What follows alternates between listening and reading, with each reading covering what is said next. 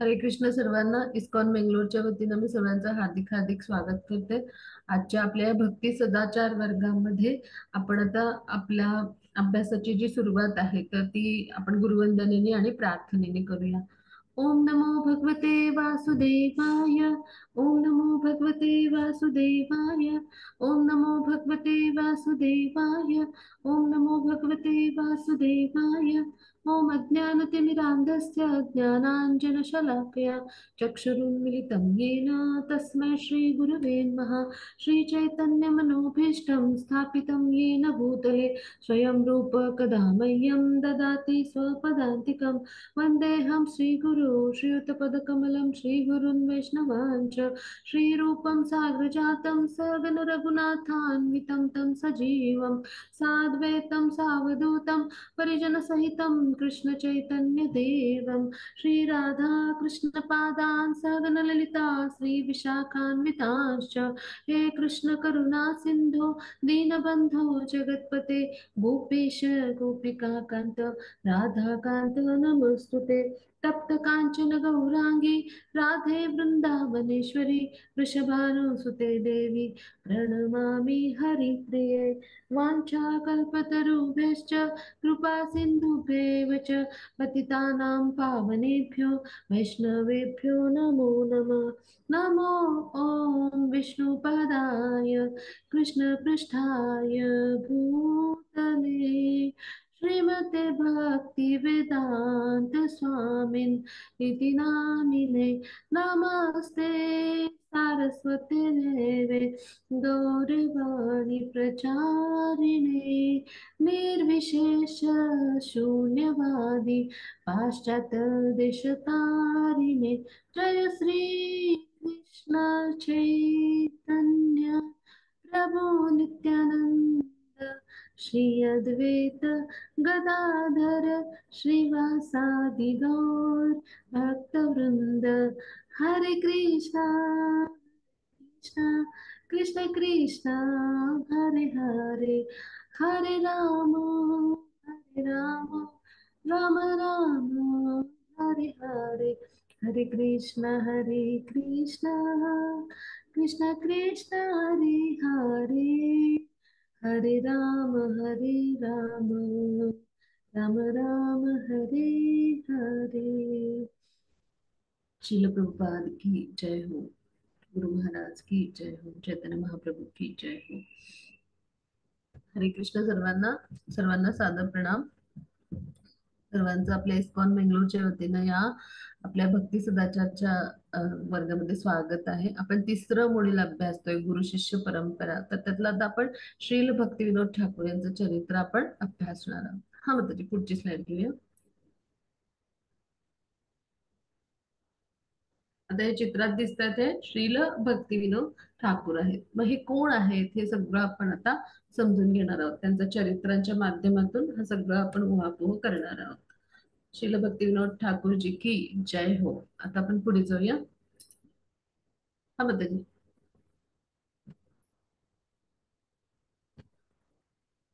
मग त्याची पुढचं स्लाइड घेऊ. हा. आता श्री भक्ती विनोद आहे तर त्यांना जो वंदन करतो आपण नमस्कार करतो तर तो मंत्र आहे. मग त्याला म्हणायचं प्रणती. आता श्रील प्रभुपादांना वंदन करण्याचा जो मंत्र आहे म्हणजे त्याला प्रणाम मंत्र म्हणतात. मग त्याला प्रणती हे पण नाव आहे. आपण सगळ्यांनी लक्षात ठेवूया. थोडे आध्यात्मिक शब्द भाषा पण आपण शिकून घ्यायच्या. मग आता तो काय आहे म्हणजे जो श्रील भक्ती विनोद जे आहेत तर त्यांना जो आपण म्हणतो प्रणाम मंत्र मग त्याला म्हणायचं प्रणती. कुठल्याही प्रणाम मंत्राला प्रणती पण म्हणतात. मग श्रील भक्ती विनोद प्रणती काय आहे तर नमो भक्ती विनोदाय सच्चिदानंद नामिने गौर शक्ती स्वरूपाया रूपानुगा वरायते असा तो आहे. तर ह्याचा अर्थ काय की सच्चिदानंद भक्ती विनोद म्हणजे सच्चिद आनंद गुणांनी एकरूप आपण होतो भगवान श्रीकृष्णांचे असे हे श्रील रूप श्रील जे आहेत तर ते श्रील आहेत, तर त्यांचं रूप म्हणजे काय, तर असे भक्तिविनोद ठाकूर आहेत की जे भगवान श्रीकृष्णांशी म्हणजे कसे आहेत, सच्चिदानंद ह्या स्तरावर एकरूप झालेले आहेत असे म्हणजे. आणि जे चैतन्य महाप्रभूंचे जे आध्यात्मिक शक्ती आहे, तर त्यांनी पूर्णतः भारलेले आहेत असे जे आहेत. तर आणि जे आणि जे कसे आहेत, तर जे श्रील रूप गोस्वामींनी जी गुरु शिष्य परंपरा म्हणजे जी ज्याचा शुभारंभ केला किंवा ज्याची सुरुवात केली, आरंभ केला, तर त्याचे म्हणजे अगदी म्हणजे कठोरतेनं पालन करणारे असे त्या परंपरेतले गोस्वामी आहेत. मग असे जे आहेत गोस्वामी कोण आहेत, तर ते श्रील भक्तिविनोद ठाकूर. तर त्यांना काय म्हटले, रूपानुगा म्हणजे काय, श्रील रूप गोस्वामी जे आहेत, तर त्यांचे जे अनुयायी, त्यांच्या परंपरेतले आचार्य आणि त्यांचे अनुयायी, त्यांना म्हणायचं रूपानुगा. आपण सगळे कोण आहोत, रूपानुगा आहोत म्हणजे त्यांचे अनुयायी. मग असे जे आहेत, आणि गौर शक्ती स्वरूपे म्हणजे भगवान श्रीकृष्ण जे आहेत ते चैतन्य महाप्रभूंच्या रूपात आले. मग त्यांची जी शक्ती आहे म्हणजे त्यांचं चैतन्य जे आहे, तर या आचार्यांच्या माध्यमातून आपल्याला मिळतं. तर म्हणजे जे त्यांचं आध्यात्मिक बल आपण म्हणू, चैतन्य, तर ह्या आचार्यांच्या माध्यमातून आपल्यापर्यंत येतं. असे जे सच्चिदानंद स्वरूपात असलेले असे जे आहेत ते भक्तिविनोद ठाकूर आहेत. तर त्यांच्या चरणी माझा प्रणाम असो. हरे कृष्ण. असं त्यांचं खूप सुंदर असं प्रणाम मंत्र आहे. आता पुढे जाऊ आपण. हा, आता त्यांचं नाव काय होतं, तर केदारनाथ दत्त असं त्यांचं नाव होतं. हम्म. आणि मग त्यांचा जन्म कधी झाला होता, 1838 साली जन्म झाला होता. आणि आता ते कोण आहेत, तर ते जे मंजिरी आहेत वेगवेगळ्या, आपण अभ्यासलं रूपमंजिरी, ह्या मुख्य मंजिरी, रूपमंजिरी ही जी आहे, तर तिच्या म्हणजे तिच्या अधिपत्याखाली, तिच्या मार्गदर्शनाखाली हे सगळे मंजिरीचा समूह कार्यरत असतो. मग आता रूपमंजिरी ही कोणाच्या मार्गदर्शनाखाली कार्य करते, तर ललिता शेट्टी, की जी सगळ्यात जवळची मैत्रीण आहे राधाराणींची. आणि तीच सगळं राधाराणींचं नियोजन करत असते, तीच सगळं काही म्हणजे राधाराणींविषयी म्हणजे जे काही असेल तर ते निर्णय घेत असते. म्हणजे राधा श्रीकृष्णांची भेट कशी होईल किंवा ह्या सगळ्या गोष्टी म्हणजे जे काही आहे त्यांच्या लीलामध्ये, मग ह्या सगळ्यामध्ये राधाराणींच्यासाठी मदत करण्याचा भाग कोण करते, ललिता सखी. आणि मग ललिता सखी च्या मार्गदर्शनाखाली म्हणजे जे प्रमुख मंजिरी म्हणून आहे ती कोण आहे, रूप मंजिरी म्हणजे रूप गोस्वामी आहेत. मग त्या रूप मंजिरीच्या मार्गदर्शनाखाली जे काही सगळे आहेत म्हणजे समूह कार्य करतो ते म्हणजे कोण, तर हे सगळे गुरु शिष्य परंपरेतले आचार्य म्हणजे सगळे मंजिरी आहेत पहा. मग ती त्यापैकी कमल मंजिरी म्हणजे कोण आहे, केदारनाथ दत्त म्हणजेच कोण, तर श्रील भक्तिविनोद ठाकूर. मग त्यांचं म्हणजे काय स्थान आहे भगवत धामातलं, तर ते कमल मंजिरी आहेत बा. मग आता त्यांना सातवे गोस्वामी म्हणजे आपण सहा गोस्वामींची चरित्र अभ्यासली हो की नाही. मग त्यापैकी आता सहा गोस्वामी जे आहेत तर ते महत्वाचे आहेत, पण ह्यांना सातवे गोस्वामी म्हणतात. त्यांचा जन्म कुठे झाला, नादियामध्ये. हम्म. नादिया गोद्रुम म्हणून आहे, म्हणजे नादिया म्हणजे जे आहे तर तिथे म्हणजे नादिया गोद्रुम असं म्हणतात. म्हणजे नादिया गावामध्ये गोद्रुम द्वीपावरती तिथेच नित्यानंदांचा पण जन्म झाला होता, नित्यानंद प्रभूंचा. तर मग आता त्यांच्या वडिलांचं नाव काय आहे, आनंद चंद्र दत्त. म्हणजे जे हे जे श्री भक्तिविनोद ठाकूर आहेत यांचं नाव आहे केदारनाथ दत्त. 1838 साली जन्म झाला. त्यांच्या वडिलांचं नाव आहे आनंदचंद्र दत्त. आईचं नाव आहे जगत मोहिनी.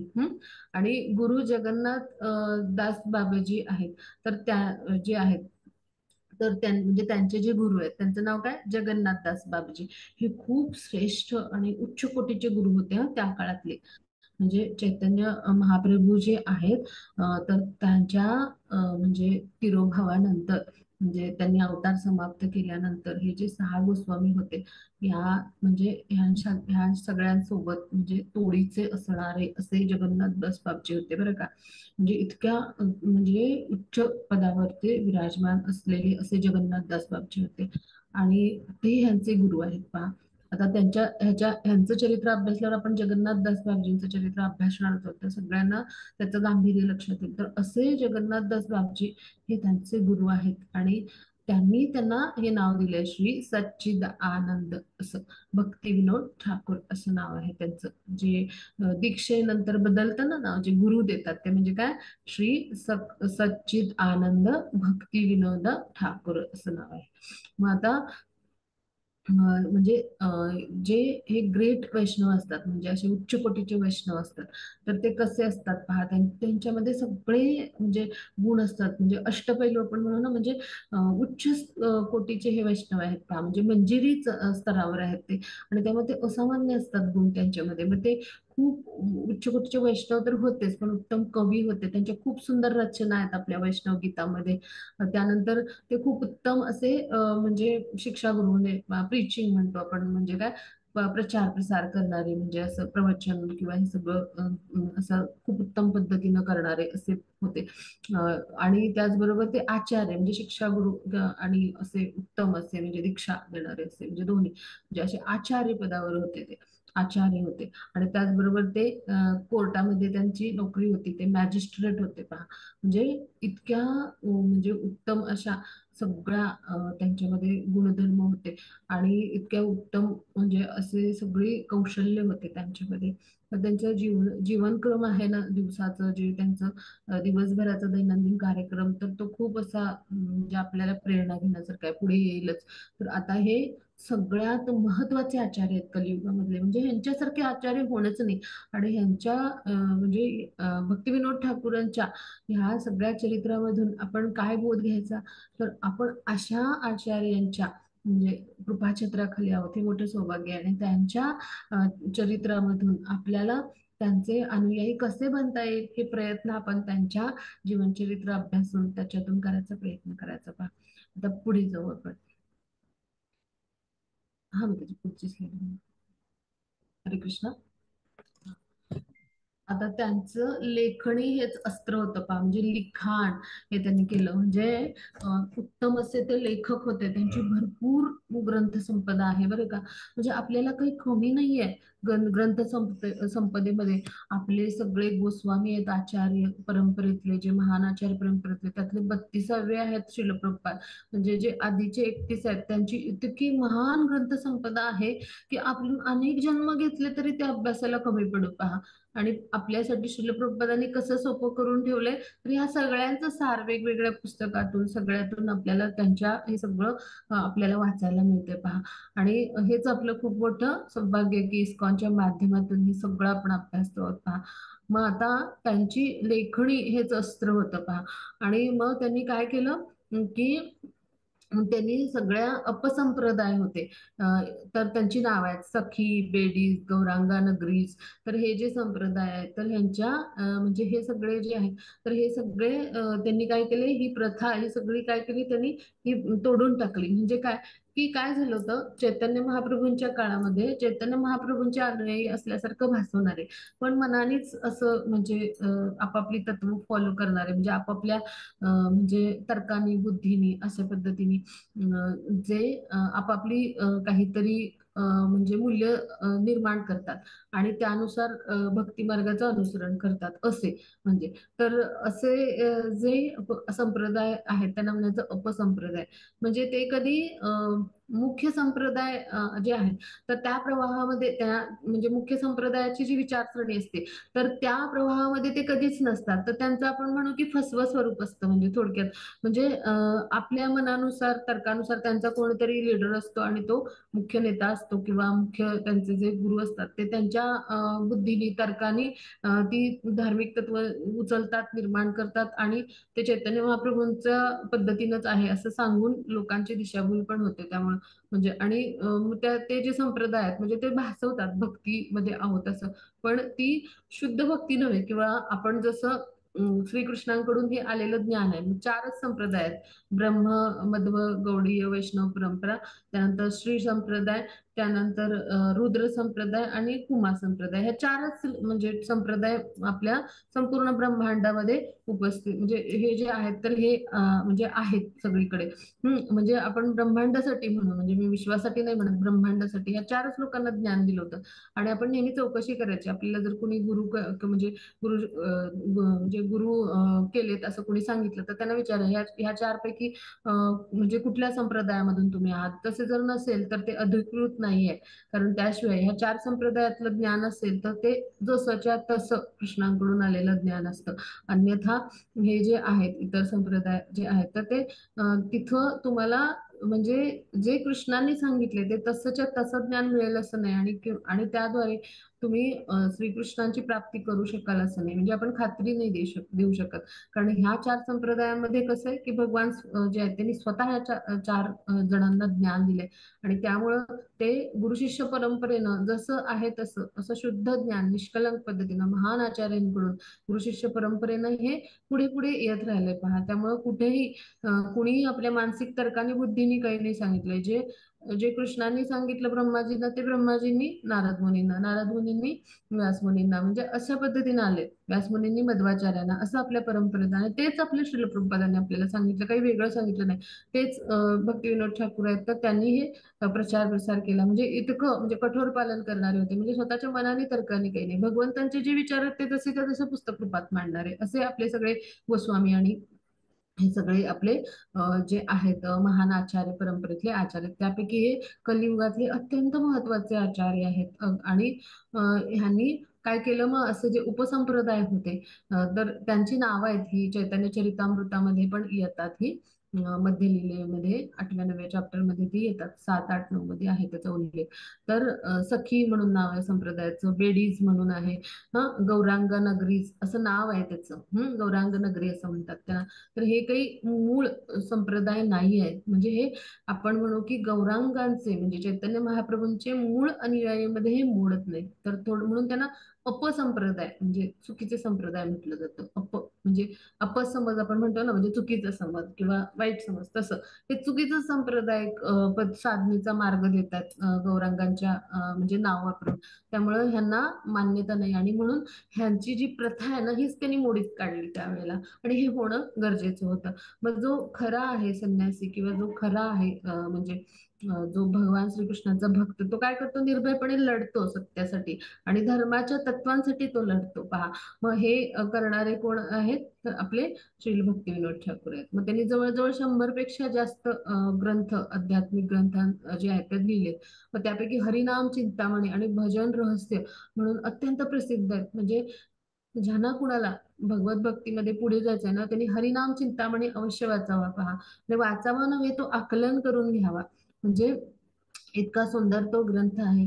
आणि त्यातली तत्व म्हणजे नामाचं महत्व कसं आहे तर ते सांगणारा म्हणजे चिंतामणी म्हणजे असा स्फटिक म्हणजे तो दिव्य लोकामध्ये भगवत धामामध्ये आहे तो. म्हणजे चिंतामणी च्या सगळ्या भिंती म्हणजे अशा त्या स्फटिकाच्या बनलेल्या आहेत.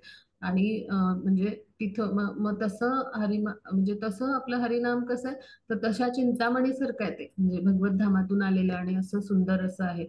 आणि म्हणजे ते त्याचा महिमा सुद्धा म्हणजे कसा आहे तर हे सगळं त्या हरिनाम चिंतामणी ग्रंथामध्ये आहे. भजन रहस्य म्हणजे इतकी सुंदर त्यांच्या रचना आहेत आणि त्यांची पद्य आहेत. मग आता सगळ्यांना प्रश्न पडेल की वैष्णव गीतच गायला का सांगितली जातात इस्कॉन मध्ये, इतर कृष्णांची पण गाणी असतात, आपण का ती नको सांगतो. त्याचं कारण आहे हे जे वेगवेगळे आचार्य आहेत महान आचार्य परंपरेतले, तर ह्यांच्या रचना म्हणजे काय आहे तर त्यांनी जे अनुभवाच्या स्तरावर लीला अनुभवलेत ना प्रत्यक्ष, त्याची वर्णन आहेत खूप सुंदर सुंदर. आणि त्यांनी ते अनुभवलेत म्हणजे ते स्वतः मंजिरी म्हणून आहेत. मग ते जेव्हा भगवान श्रीकृष्णांच्या लीलामध्ये सहभागी होतात किंवा अशा दिव्य लीलांमध्ये ते म्हणजे ध्यानस्थ असताना ते सहभागी होतात, अनुभवतात पहा. तर त्यावेळेला त्यांच्याकडून जे स्फुट काव्य आलंय तर ते म्हणजे प्रत्यक्ष त्यांची अनुभूती म्हणजे ह्या रचना आहेत. आणि म्हणून आपण त्या जर गायल्या तर त्या दिव्य स्तरावर आपल्याला म्हणजे जाता येतं किंवा ते चैतन्य आपण मिळवतो किंवा ते आध्यात्मिक जे काय म्हणतो आपण चैतन्य आहे किंवा आध्यात्मिक बळ आहे त्याचा अनुभव आपण करतो किंवा ती अनुभूती आपण करू शकतो आणि म्हणून आपण अशा रचना गाव्यात आणि अशा ज्येष्ठ वैष्णवांचे श्रेष्ठ वैष्णवांचे की जे महान आचार्य आहेत त्यांचे आपण आशीर्वाद घेतो त्या माध्यमातून त्यांनी गायलेले स्तव स्तुती जर आपण गायले भजन रचना गायल्या तर काय होतं भगवान जे आहेत तर ते अत्यंत संतुष्ट होतात आणि त्या भक्तिरसामृत सिंधूमध्ये रूप गोस्वामींनी सांगितलंय अशा शुद्ध भक्तांच्या रचना आपण जर गायल्या ऐकल्या त्यांचे विचार ऐकले म्हणजे जे काही आहेत स्तवस्तुती असतील त्या ऐकल्या अशी भजनं आहेत ते ऐकली तर काय होतं तर आपल्या म्हणजे आपली सगळी पापं नष्ट होऊन आपल्याला वैकुंठात स्थान मिळतं हे त्याचं महत्व आहे आणि म्हणून आपल्याला इस्कॉन मध्ये सांगितलं जातं ना वैष्णव गीत आहे तर त्याच्यातलीच गीतं गावीत आपण तर इथे वैष्णव गीत आपल्या पुस्तकामध्ये अशा सुंदर सुंदर रचना आहेत भक्तिविनोद ठाकूरांच्या आहेत नरोत्तम दासांच्या आहेत अशा सगळ्यांच्या रचना खूप सुंदर सुंदर आहेत पहा आणि म्हणून ते आपल्याला गायला सांगितलं जातं मग आता त्यांनी चैतन्य महाप्रभूंचं जन्मस्थान आहे ते शोधून काढलं पहिल्यांदा हा त्याला त्याचं नाव काय त्या जन्मस्थानाचं आपण मागच्या वेळी अभ्यासलं योगपीठ म्हणून आहे त्या जन्मस्थानाला काय म्हटलं जातं योगपीठ पीठ असं म्हटलं जातं माताजींनी एक छान भजन गायलं होतं पहा कुमुद माताजीने त्यात होतं बघा तारामध्ये योगपीठ वृंदावन रम्य स्थान माताजींनी एकदा भजन गायलं होतं मग त्याच्यात वाक्य आहे पहा तारामध्ये योगपीठ मग ते योगपीठ म्हणजे काय चैतन्य महाप्रभूंचं जन्मस्थान आहे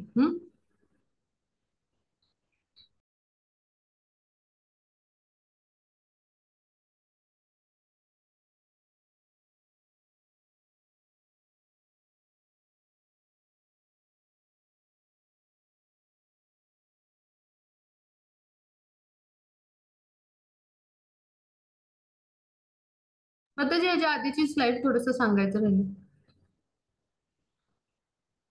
हा तर त्यांनी भरपूर वैष्णव भजनं लिहिलीत पा त्यांचे वेगवेगळ्या रचना आहेत हा तर त्या आपण अभ्यासाचा प्रयत्न म्हणजे वेगवेगळे जे वैष्णव गीत आहेत तर त्या माध्यमातून म्हणजे आपल्या सगळ्यांकडे असेल वैष्णव गीतांचं पुस्तक तर त्याच्यातून म्हणजे आपण अभ्यासू शकतो त्याचे फार सुंदर असे मतितार्थ आहेत पहा मग त्यांनी जे जन्मस्थान म्हणजे शोधलं तर ते कशा पद्धतीनं शोधलं ती पुढे कथा येणार आहे हा खूप म्हणजे तो अनुभव खूप म्हणजे आपल्याला सगळ्यांना आनंददायी असा अनुभव आहे की कशी ती लीला घडवली भगवान श्रीकृष्णांनी तर तर ते आपण आता पुढे पाहू हा मग त्याची पुढे जाऊया हा मग त्यांनी काय केलं गौरांग लीला स्मरण नावाचं पुस्तक लिहिलं श्री गौरांग लीला स्मरण नावाचं आणि कॅनडामध्ये 1896 साली ते पाठवलं पहा म्हणजे ज्या वर्षी श्रील प्रभुपाद यांचा जन्म झाला ना त्याच वर्षी त्यांनी काय केलं गौरांग लीला स्मरण म्हणजे चैतन्य महाप्रभूंच्या लीलांचं विषयीचं ग्रंथ त्यांनी निर्माण केला होता आणि त्याची एक प्रत त्यांनी कॅनडाला म्हणजे अमेरिकेमध्ये पाठवली पहा मग आता जे भक्तिविनोद ठाकूर आहेत तर त्यांना काय म्हटलं जातं तर विष्णूंचा म्हणजे एक किरण असं म्हटलं जातं म्हणजे विष्णू किरण असं म्हटलं जातं मग असे म्हणजे जे आहेत तर म्हणजे जे भक्तिविनोद ठाकूर आहेत तर त्यांचे जे पुत्र म्हणजे रे ऑफ विष्णू असं म्हटलंय म्हणजे भक्ती सिद्धांत सरस्वती ठाकूर तर म्हणजेच काय की भक्तिविनोद ठाकूर होते तर ते प्रार्थना करायचे सतत की मला असा पुत्र द्या म्हणजे हे जे भक्तिविनोद ठाकूर आहेत तर ते सतत श्रीकृष्ण चरणी प्रार्थना करायचे की मला असा पुत्र द्या की जो ह्या भक्तीच्या प्रसार प्रसारामध्ये मला सगळीकडे मदत करेल या चैतन्य महाप्रभूंचं जे हे चळवळ आहे आंदोलन आहे त्याच्यामध्ये मला मदत करेल अशी तळमळीने प्रार्थना करायची आणि मग सगळ्यांनी आपलं भक्तिरसामृत भक्ती सिद्धांत सरस्वतींच्या चरित्रात अभ्यासले पहा म्हणजे आपण अभ्यासलं होतं सुरुवातीला चरित्र तर त्यावेळेला आपण ती कथा पण अभ्यासली पहा की जेव्हा जगन्नाथजींची यात्रा होती तेव्हा तो रथ येऊन त्यांच्या घरासमोर थांबला आणि ज्या वेळेला त्या बाळाला त्या रथासमोर नेऊन दर्शन घेतलं त्याच वेळेला तो रथ पुढे हलला तोपर्यंत तो 4 दिवस तिथेच थांबून राहिला होता आणि त्याच्या गळ्यात तो हार पडला मग तेव्हा त्यांना समजलं भक्ती विनोद ठाकूर यांना की हाच पुत्र मला त्यांना अनेक पुत्र होते हाच पुत्र मला हे जे भक्तीचं आंदोलन आहे हे पुढे नेण्यासाठी भगवान श्रीकृष्णांनी प्रसादाच्या स्वरूपात दिलेलं आहे पहा म्हणजे हे जे सगळं भक्तीचं चळवळ आहे ही पुढे नेण्यासाठी अशी सुंदर कथा आहे त्यांच्या चरित्रामध्ये मग त्यामुळे त्यांना काय म्हटलं जातं विष्णू किरण म्हटलं जातं भक्ती सिद्धांत सरस्वती हे त्यांचे पुत्र आहेत हं? आणि ते कोण आहेत? शिल प्रभुपाद यांचे गुरु पण आहेत. मग आता भक्ती विनोद ठाकूर आहेत. तर ते कोण आहेत? तर म्हणजे ते बंगालमध्ये आहेत. भक्ती सिद्धांत ठाकूर जे आहेत ते म्हणजे भारतामध्ये असं म्हणू त्यांचं स्थान. आणि भक्ती वेदांत स्वामी म्हणजे श्रील प्रभुपाद हे सगळ्या जगभरात म्हणजे भक्ती विनोद ठाकूर आहे. म्हणजे हे काय आहे? आपण म्हणू की हे त्रिकुट आहे. कसं आहे पहा, भक्ती विनोद ठाकूर यांचं फार मोठं बंगालमध्ये स्थान आहे, महान आचार्य, आणि आपल्या सगळ्यांसाठीच म्हणजे फार मोठं स्थान असणारेच आहेत ते. म्हणजे कलियुगातले महान आचार्य म्हणून भक्तिविनोद ठाकूरांना गणलं जातं. मग आता बंगालमध्ये जे आहेत तर त्यांचं स्थान आहे. मग भक्ती सिद्धांत ठाकूर म्हणजे त्यांचे पुत्र आहेत ते. तर ह्यांचं पूर्ण भारतासाठी स्थान आहे. त्यांना सिंहगुरु म्हटलं जायचं, असे ते म्हणजे होते. म्हणजे त्यांच्या शब्द असे असायचे आणि मायावधी त्यांना बघून रस्ता बदलायचे, रोड बदलायचे, किंवा त्यांना बघून निघून पळून जायचे. म्हणजे ते असे म्हणजे गुरु होते, म्हणून त्यांना सिंहगुरु म्हटलं जातं. भक्ती सिद्धांत ठाकूर आहेत ते. म्हणजे तर ते म्हणजे कोण आहेत? त्यांचे पुत्र आहेत. आणि हे भक्ती सिद्धांत ठाकूर किंवा भक्ती सिद्धांत सरस्वती हे कोण आहेत? श्रील प्रभुपाद यांचे गुरु आहेत पहा. आणि मग भक्तिवेदांत स्वामी म्हणजे श्रीलरूप आपले जे श्रील प्रभुपाद आहेत त्यांना ही उपाधी आहे भक्ती वेदांत स्वामी ही मिळालेली, गौडीय मठाने दिलेली. तर हे भक्ती वेदांत स्वामी श्रील प्रभुपाद म्हणजे तर हे कोण आहेत? तर हे पूर्ण जगभरासाठी त्यांनी कृष्ण भावनामृत आंदोलन आहे ह्याचा प्रचार प्रसार केला पहा. अशा पद्धतीचे हे त्रिकूट आहे पहा, सगळ्यांनी लक्षात ठेवा. म्हणजे खूप महत्वाची गोष्ट आहे. म्हणजे संपूर्ण बंगाल आहे तर तिथे भक्तीची चळवळ राबवणारे म्हणजे भक्ती विनोद ठाकूर. पूर्ण भारतभर भक्तीचं चळवळ आहे ते पसरवणारे म्हणजे कोण? भक्ती सिद्धांत सरस्वती ठाकूर. आणि पूर्ण जगभरामध्ये विश्वभरामध्ये कृष्ण भक्तीचं आंदोलन उभं करणारे म्हणजे कोण आहेत? तर आपले श्रील प्रभुपाद, AC भक्तिवेदांत स्वामी श्रील प्रभुपाद. श्रील प्रभुपाद की जय हो. आता आपण पुढे जाऊ.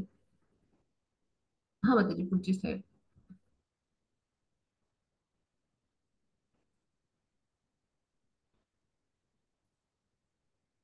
हा, मग त्याची पुढची स्लाईड घेऊया. हरे कृष्णा. हा. आता त्यांनी काय केलं होतं? श्रील प्रभुपाद जे आहेत आपले, तर त्यांचा म्हणजे जन्म होणार आहे हे आधीच त्यांनी सांगितलं होतं. की त्यांनी काय सांगितलं होतं? की म्हणजे जे भक्ती विनोद ठाकूर आहेत तर त्यांनी सांगितलं होतं की श्रील प्रभुपाद जे आहेत तर त्यांचा जन्म कधी होणार आहे आणि कसं, हे सगळं त्यांनी सांगितलं होतं. म्हणजे काय? की त्यांनी सांगितलं होतं की लवकरच एक असं व्यक्तिमत्व उदयाला येईल की ते जगभर सगळ्या फिरून चैतन्य महाप्रभूंची ही जी शिकवण आहे त्याचा प्रचार आणि प्रसार करेल. आणि ते काय सांगितलं होतं? की लवकरच म्हणजे चैतन्य महाप्रभूंचा एक सेनापती उदयाला येईल आणि तो काय करेल? जगभर सगळं म्हणजे फिरून म्हणजे चैतन्य महाप्रभूंची जी शिकवण आहे त्याचा प्रसार आणि प्रसार करेल. तर हे कोणी लिहून ठेवलं होतं? तर श्रील भक्ती विनोद ठाकूर यांनी. सगळ्यांनी हृदयावर करून ठेवा, कोणी विचारलं तर आपल्याला सांगता आलं पाहिजे. 1896 साली जेव्हा कॅनडाला त्यांनी प्रत पाठवली, गौरांग लीला स्मरण म्हणून, म्हणजे चैतन्य महाप्रभूंच्या ज्या लीला आहेत त्यांच्याविषयीची प्रत पाठवली, त्याच वेळी त्याच वर्षी श्रील प्रभुपादांचा जन्म आहे. आणि त्याच्या आधीच त्यांनी लिहून ठेवलं होतं की एक असं व्यक्तिमत्व उदयाला येईल की जे पूर्ण जगभर, मग ते व्यक्तिमत्वाविषयी काय त्यांनी लिहिलंय पुढे अजून सखोल चैतन्य चरितामृतात मिळतात त्याचे उल्लेख, की एक सेनापती येईल चैतन्य महाप्रभूंचा आणि तो काय करेल? सगळ्या जगभर हरिनाम संकीर्तन, चैतन्य महाप्रभूंची शिकवण आहे तर ती काय करेल? त्याचा प्रसार आणि प्रसार करेल. आणि त्यामुळं लवकरच सगळं जग आहे ते हरिनामामध्ये म्हणजे सगळा प्रचार प्रसार होऊन हरिनामामध्ये डुबून जाईल असं सांगितलं. आणि हे जे गोऱ्या म्हणजे कातडीचे हे जे परदेशी लोक आहेत हे मायापूरला येतील आणि ते बंगाली लोकांबरोबर काय करतील? हरिनामाचा जप करतील. आणि ते कसा जप करतील? जय सच्चिदानंद गौर हरी, हे सगळं त्यांनी लिहून ठेवलं होतं. की असा लवकरच माझा सेनापती चैतन्य महाप्रभूंचा म्हणजे जो सेनापती आहे तो उदयाला येईल, असं व्यक्तिमत्व उदयाला येईल आणि ते जगभर प्रचार प्रसार करेल चैतन्य महाप्रभूंच्या शिकवणीचा. आणि सगळं सगळं जग हरिनामामध्ये डुबून जाईल. आणि त्याचबरोबर हे गोऱ्या कातडीचे जे लोक आहेत ते परदेशातून भारतात येतील आणि मायापूरला येतील बंगालमध्ये, आणि तिथे ते जय सच्चिदानंद गौर हरी असा जप करतील पहा. मग हे आपण पाहतो पहा, हे वास्तवात आलेलं आहे, हे आपण पाहतोय पहा. म्हणजे ही कुठली अतिशयोक्ती नाही पहा, आणि हे वास्तवात सगळं आलेलं आपण पाहतोय. जर मायापूरला कुणी आला तर खरोखर हे सगळं असंच्या असंच पाहायला मिळतं पहा.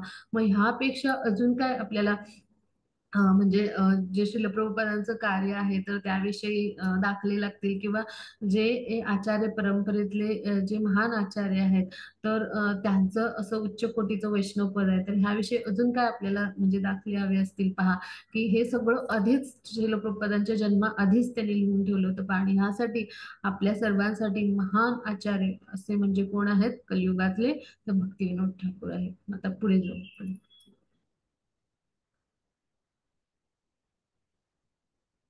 हा मग त्याची पुढची स्लाईड.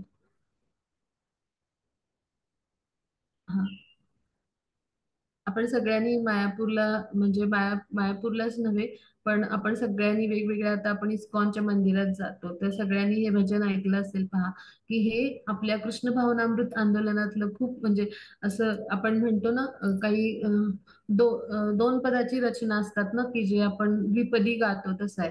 तर ते काय आहे, जय सच्चिदानंद गौर हरी. ते कसं गातात, जय सच्चिदानंद गौर हरी, गौरा गौरा गौर हरी, जय सच्चिदानंद गौर हरी, गौरा गौरा गौर हरी, जय सच्चिदानंद गौर हरी, गौरा गौरा गौर हरी. असं तिथे सगळीकडे गात असतात सगळेजण. आणि ही जी म्हणजे ही द्विपदी आहे तर ही सगळीकडे गायली जाते पहा, आणि सगळ्यांच्या श्रीमुखामध्ये असते पहा. आपण मायापूरला गेलो तर, आणि मायापूरलाच नाही, प्रत्येक इस्कॉन मंदिरामध्ये गायली जाते, प्रत्येक भक्ताच्या मुखामध्ये असते. आणि हेच चैतन्य महाप्रभूंच्या शिकवण जी श्रील प्रभुपादांनी सगळ्या जग भर फिरून ज्याचा प्रचार प्रसार केला पहा, तर त्याचं ही फलनिष्पत्ती आहे पहा, की आज आपण सुद्धा हे सगळं ऐकतो आणि माझ्या म्हणजे माझ्या मुखातून सुद्धा हेच भजन येत आहे. त्याचं कारण काय आहे, तर आपले श्रील प्रभुपाद, आणि त्यांच्याविषयी कोणी लिहून ठेवलं होतं, तर भक्तिविनोद ठाकूर यांनी. श्री भक्तिविनोद ठाकूर की जय हो. आता त्यांच्या लीला आहेत त्या वेगवेगळ्या, तर त्यांनी काय केलं, तर एका म्हणजे वृक्षामध्ये जे भूत होतं असं, म्हणजे लोकांचं जे असा समज होता, म्हणजे तर ते सगळं म्हणजे ती लीला आहे त्यांच्या जीवनातली. तर ते त्यांनी काय केलं, तिथलं निराकरण केलं. असं म्हणजे भरपूर लीला आहेत. मग ते अत्यंत हुशार होते. मग इतकी त्यांची हुशारी आणि त्यांची निर्णय क्षमता होती, म्हणजे त्यांची प्रसिद्धी इतकी होती. म्हणजे आपण म्हणतो ना, एक man of promise, man of म्हणजे एक वर्ड असं म्हणतो आपण इंग्लिशमध्ये. म्हणजे काय, की जे खूप म्हणजे ज्यांच्या वाणी मध्ये इतकं म्हणजे सत्याचं प्रदर्शन व्हायचं, आणि जो शब्द आहे त्यानुसार म्हणजे कठोरतेनं पालन, असे उच्च कोटीचे आचार्य होते ते वैष्णव आपल्या परंपरेतले. तर त्यांचं ही विद्वत्ता आणि न्यायनिवाडा, ते मॅजिस्ट्रेट होते, ते पाहून त्यांच्यासाठी इंग्रजांनी म्हणजे ब्रिटिश जे होते, तर त्यांनी त्यांच्या म्हणजे ऑफिस पासून घरापर्यंत ट्रेनचा ट्रॅक निर्माण केला होता, म्हणजे त्यांच्यासाठी खास निर्माण केला होता, की त्यांना जाणं येणं सोपं जावं. म्हणजे ब्रिटिश सुद्धा त्यांच्यामध्ये त्यांच्या या विद्वत्तेमुळे भारावून गेली होती पहा. आणि मग त्यानंतर त्यांना म्हणजे त्यांचं जे जीवन आहे तर ते म्हणजे असं खूप म्हणजे भक्तिमय असं आहेच, म्हणजे भक्तिमय प्रेममय सेवेनं असं सगळं संपन्न तर आहेच, पण त्याचबरोबर ते मॅजिस्ट्रेट म्हणून म्हणजे सगळं जे होतं त्यांची जबाबदारी ते पार पाडायचे. एकूण त्यांना म्हणजे म्हणजे त्यांना जी मुलं झाली एकूण, तर ती 12 मुलं झाली पहा. आणि त्यापैकी एक जे आहे तर ते भक्ती सिद्धांत सरस्वती, के जे शिल प्रभुपादांचे गुरु आहेत. मग त्यांच्या पत्नीचं नाव काय आहे, भगवती देवी. आणि त्यांचे म्हणजे जे सुपुत्र आहेत, तर ते म्हणजे काय आहे, तर बिमला प्रसाद आहेत. तर म्हणजे त्यांचं काय झालं, तर 1914 मध्ये काय झालं, तर त्यांचं निधन झालं. म्हणजे जगन्नाथ रथयात्रा साधारण असते, तर त्या दरम्यान त्यांचं निधन झालं. आता पुढे जाऊ आपण, म्हणजे त्यांच्या जीवनातल्या काही घटना इथे सांगितल्यात. मग आता पुढे जाऊ आपण. इथे चित्रात पहा मध्यभागी श्रील भक्तिविनोद ठाकूर आहेत, आणि हे त्यांचे सगळे पुत्र आहेत. हा तुझी पुढे जाऊ. हा. आता श्री भक्तिविनोद ठाकूर आहे. तर ते जे आहे तर ते श्रीकृष्णांना आपण कसं शरण जायचं, तर याविषयी खूप सुंदर त्यांची रचना आहे भगवान श्रीकृष्णांच्या चरणी. हं, की आपण कसं जायचं शरण त्यांना, आपल्याला शरण भाव कसा असला पाहिजे, तर ह्याविषयी त्यांची खूप सुंदर रचना आहे. तर ते काय म्हणतात, मारावी रखावी यो इच्छा तोहार. हं, म्हणजे तुम्ही मला मारा अगर जिवंत ठेवा, म्हणजे माझं रक्षण करा, म्हणजे मला राखा. मारावी रखावी, आता बंगाली भाषा थोडीशी मराठी सारखी आहे, त्यामुळे तुम्हाला लक्षात येईल त्यातले शब्द. मारावी रखावी यो इच्छा तुम्हार, तुमची जी इच्छा असेल त्याप्रमाणे तुम्ही मला ठेवा. नित्य दासा प्रती तुया अधिकारा, तुमचा मी नित्य दास आहे. हे भगवान श्रीकृष्ण तुझाच अधिकार आहे. तू मला मार अगर राख, तुझ्याच इच्छेने मला जे काही आहे ते सगळं मिळू दे. आणि मग मी तुझाच दास आहे आणि त्यामुळे तुझाच माझ्यावर नित्य अधिकार आहे. त्यामुळे तू मला मारलंच काय आणि राखलंच काय, जे काही आहे ते तुझी कृपा आहे. इतकी सुंदर रचना आहे पा. मारावी रखावी यो इच्छा तोहार, नित्य दासा प्रती तुया अधिकार. असं सुंदर ते पद आहे. म्हणजे खूप छान त्यांचं भजन आहे, तर त्याच्यामधलं हे पद आहे. म्हणजे ते काय म्हणतात की मी तुला असा शरण आलोय की तू मला मारलंस काय आणि राखलंस काय, मी तर तुझा नित्यदास आहे, तुझाच अधिकार आहे आणि तुझ्या अधिकारानंच जे काय आहे ते माझ्या जीवनामध्ये आहे. तुझ्या इच्छेनंच जे काही आहे ते माझ्या जीवनामध्ये घडतंय. त्यामुळे तूच ठरव काय करायचं ते. असं शरण आपण श्रीकृष्णांना गेलं पाहिजे पहा. नाहीतर आपण काय करतो, स्वतःलाच स्वामी मानतो आणि माझ्या इच्छेने मी भक्ती करेन, माझ्या इच्छेने मी जप करेन, हो की नाही. मला वेळ मिळाला तर मी भक्तिमय प्रेममय सेवेचा प्रयत्न करेन, माझा इच्छा झाली तर मी मंदिरात सत्संग नाही, असं नाही. आपण कसं दास असलं पाहिजे, तर मारावी रखावी यो इच्छा तुम्हार, आणि नित्य दास प्रती, मी तुझा नित्य दास आहे आणि तूच मला कसं ठेवायचं तसं ठेव. आणि त्यासाठी म्हणजे जे काही नित्य दास म्हणून मला सेवा करायची ती मी सगळी करेन, हा भाव असला पाहिजे आपला. आपण नित्य दास आहोत त्याचं स्मरण आपल्याला सतत असलं पाहिजे आणि त्या प्रत्येक म्हणजे त्या दास्य भावाची प्रत्येक वेळी आपल्याला आठवण झाली पाहिजे. आणि कृष्णांना केंद्रस्थानी ठेवून आपण त्यांची भक्तिमय प्रेममय सेवा करायचा प्रयत्न केला पाहिजे. आणि असे जेव्हा प्रयत्न होतील तेव्हा आपण म्हणजे श्रीकृष्णांच्या कृपेस पात्र होऊ पहा. आणि म्हणून सगळ्यांनी हे त्यांच्या दोन ओळी लक्षात ठेवा, लिहून ठेवा कुठेतरी, आपल्याला स्मरण राहावं म्हणून. आपला भाव कसा पाहिजे, दास भाव पाहिजे, नित्य दास भाव पाहिजे. आणि हा राहण्यासाठी ही खूप सुंदर रचना आहे. आणि हा भावाचं स्मरण होण्यासाठी आपण म्हणजे आपल्यासारखे नवसाधकांनी ह्या दोन ओळी कुठेतरी लिहून ठेवाव्यात, की जेणेकरून काय होईल, आपल्याला सतत स्मरण राहील की मी नित्य दास आहे. नाहीतर आपल्याला जरा कुणी काही म्हटलं की आपल्याला मान अपमान वाटतो, बिलकुल नाही. आपण जर श्रीकृष्णांचे दासच आहोत तर मान अपमानचा प्रश्न येतोच कुठून. दास जो आहे त्याने कसं असलं पाहिजे, सहनशील असलं पाहिजे गवताच्या पात्याप्रमाणे. आणि ह्यासाठी ह्या ओळी अत्यंत महत्वाच्या आहेत. ह्या रचना खूप सुंदर म्हणजे अशी आहे, सगळ्यांनी लक्षात ठेवूया. आता पुढे जाऊया आपण. हा होतं पुढचं. आता त्यांचं दिवसभराचं कसं रुटीन होतं पहा. तर ते रोज सकाळी 8 ते 10 काय करायचे, तर 2 तास ते विश्रांती घ्यायचे. मग ते 10 ते 4 त्यांचं लिखाण करायचे.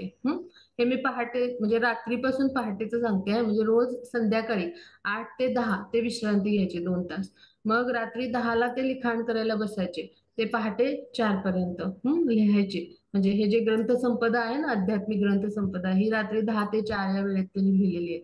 मग 4 ते 4:30 पुन्हा ते विश्रांती घ्यायचे, म्हणजे झोपायचे. मग पुन्हा 4:30 ते 7 ते जप करायचे 3 तास. त्यांचा 3 तास 64 माळा जप व्हायचा बरं का. ते उच्च कोटीचे आचार्य आहेत, म्हणजे त्यांचं ते वेगळं असतं. दिव्य स्तरावर एकाग्र होऊन ध्यान होऊन त्यांचा जप आणि आपल्यासारख्या सामान्यांचा जप यात फार फरक आहे. तर सगळ्यांनी हा भाग समजून घेऊया ना. ते सगळे म्हणतील 3 तास त्यांनी केलं आम्ही तेवढाच करणार, असं नाही. आपलं ध्यान म्हणजे आपलं जे मन एकाग्र होण्याचं जे आहे म्हणजे स्तर तो वेगळा आहे. आणि ते उत्तम आचार्य आहेत म्हणजे वैष्णव आहेत, मंजिरी आहेत, त्यांचा वेगळा आहे. त्यामुळे त्यांच्याशी आपली तुलना नाही करायची, म्हणजे किंवा त्यांचं आपण अनुकरण नाही करायचं. ह्या महान आचार्यांचं काय करायचं, आपण अनुसरण करायचं असतं. त्यांचे जे उपदेश आहेत ना त्याचं आपण आचरण करायचं असतं, त्यांच्या कृतीचं अनुकरण नाही करायचं आपण. मग आता ते 7:30 वाजता काय करायचे, 7 ते 7:30 म्हणजे करस्पॉन्डन्स म्हणजे काय, कोणाशी त्यांचा संपर्क, पत्र लिहायचंय, निरोप द्यायचाय, असं जे काय असायचं संपर्क, थोडक्यात लोकांशी वेगवेगळ्या जे काही असतील त्यांना भक्तीतल्या सगळ्या संदर्भात, तर ते सगळं करायचे. किंवा त्यांच्या वैयक्तिक जीवनातलं जे काही कोणाशी संपर्क करायचे, कारण ते मॅजिस्ट्रेट होते, त्यामुळं त्यानुसार पण त्यांना संपर्क असेल तर ते सगळं कर. मग 7:30 ते 9:30 ते शास्त्रांचा अभ्यास करायचे. म्हणजे पहा, इतक्या उच्च कोटीचे वैष्णव आहेत, पण त्यांनी देखील शास्त्रांचा अभ्यास करायचं सोडलं नाही. आपण रोज भागवत वाचूया म्हटलं, आपण रोज भगवद्गीता वाचूया म्हटलं, तरी सुद्धा आपली वाचून होत नाही.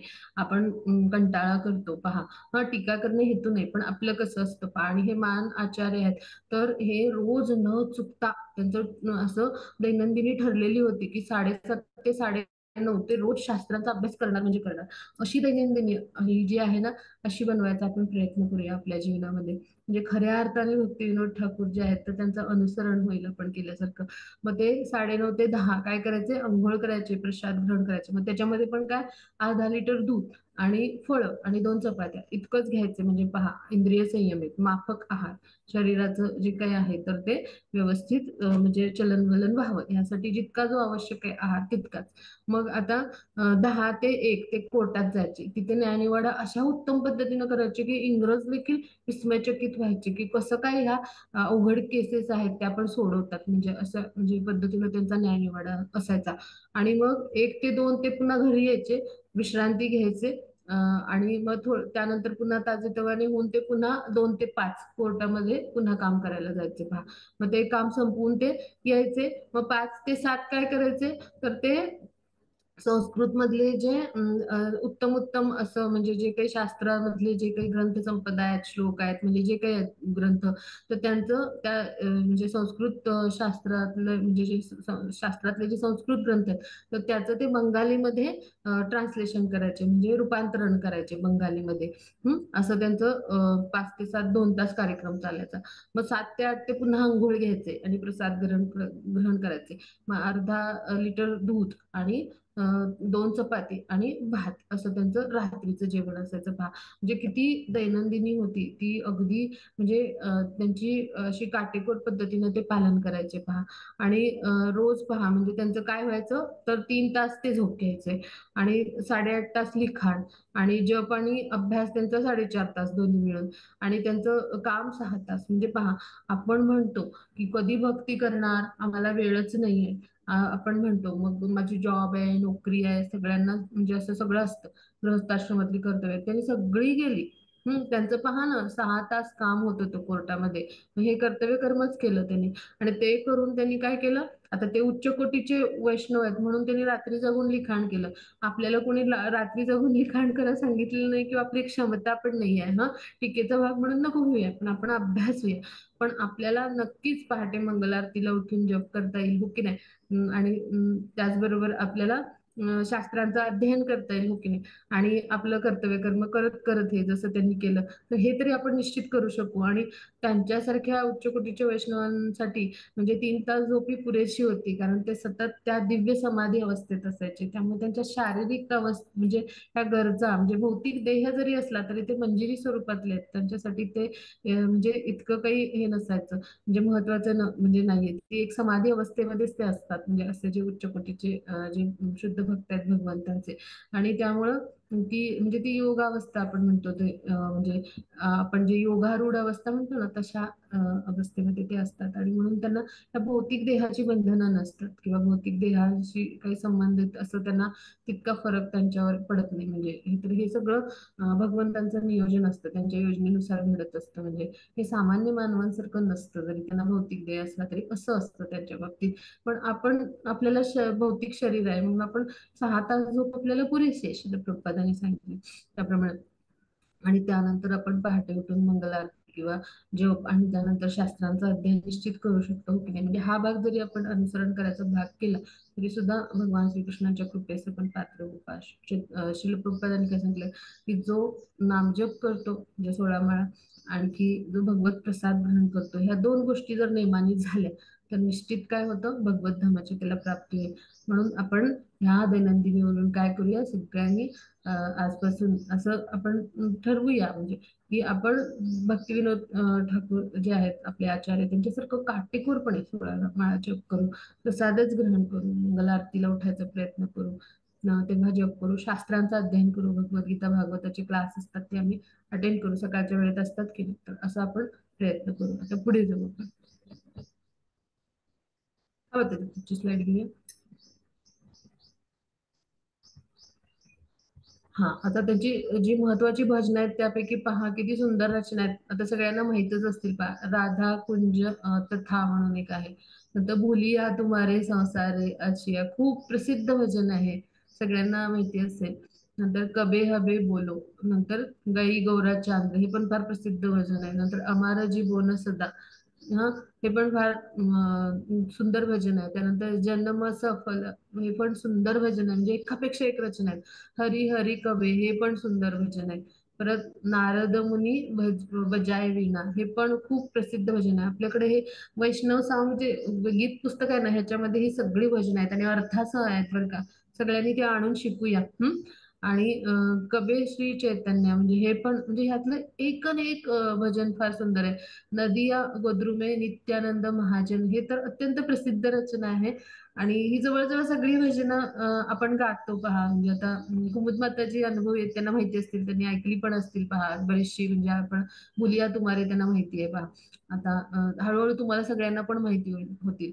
आता यातलं नदिया गोद्रुमे भजन आहे ते, म्हणजे मी 4th लेवलला प्रेझेंटच केलं होतं, पहा. तर तिथे प्रेझेंटेशन असतात, तर तिथं करायचा भाग केला होता. म्हणजे कसं इतका सुंदर अर्थ आहे म्हणजे या प्रत्येक रचनेचा, की ह्या दिव्य रचना आपण जेव्हा ऐकतो ना, तर तेव्हा भावाश्रू येतात. अशा सुंदर त्या रचना आहेत. तर पुढे जाऊ आपण. हा, आता श्रील भक्तिविनोद ठाकूर आहेत, तर त्यांनी जे म्हणजे कृष्ण आहेत, तर त्यांच्याविषयी पद गायलेलं आहे. कृष्ण से तुम्हारा कृष्ण दीते पारा, तुम्हारा शक्ती अच्छे. तर हे जे त्यांचं म्हणजे गीत आहे ना, की कृष्ण से तुम्हारा कृष्ण दीते पारा, तुम्हारा शक्ती असे, म्हणजे काय, की कृष्ण जे आहेत, तर त्यांच्याविषयी एक उच्च कोटीचे वैष्णव म्हणून काय सांगतात ते, की कृष्णच आपल्या सगळ्यांचे पालन पोषण करते आहेत. आणि आपण सगळे कोण आहोत, तर कृष्णांचेच, म्हणजे म्हणजे आपण शक्ती तत्व आहोत, म्हणजे आपण कोण आहोत, जीवशक्ती आहोत किंवा तटस्थ शक्ती आहोत, असे आपण ह्या अर्थाने. आणि कृष्णांचंच म्हणजे जे काही आहे ते कृष्ण जे आहेत, तर तेच आपले पालन पोषण करत आहेत. कृष्णांचंच हे प्रेम आहे, की ते काय करतात, की आपल्या म्हणजे ते कृष्ण प्रेमच आहे, की ते आपल्या म्हणजे सगळ्यांमध्ये, म्हणजे ते म्हणजे कृष्ण प्रेम जे आहे, तर त्यामुळेच आपण म्हणजे एकमेकांसोबत आहोत आणि प्रत्येकासाठी आहोत. आणि म्हणून प्रत्येकाला म्हणजे कृष्ण प्रेम आणि कृष्ण जे आहे, तर त्यांची कृपा मिळावी यासाठी आपण काय केलं पाहिजे, शुद्ध भक्त आहेत तर त्यांच्या चरण कमलांचा आश्रय घेतला पाहिजे. म्हणजे आपण सगळे सगळे श्रीकृष्णांचे थोडक्यात काय आहोत, सुपुत्र सुपुत्री आहोत. आणि आपल्या सगळ्यांमध्ये जो प्रेमभाव आहे तो निर्माण व्हावा एकमेकांशी, वासुदेव कुटुंबकम थोडक्यात त्याचा अर्थ आहे.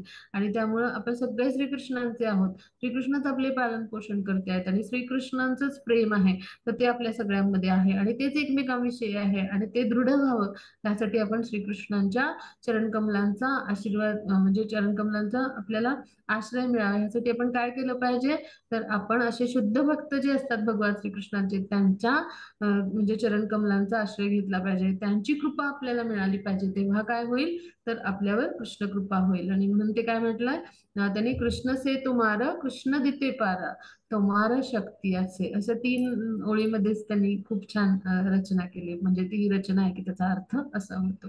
तर पुढे जाऊ आपण. श्री जगन्नाथ दास बाबजी, हा त्यांचं चरित्र.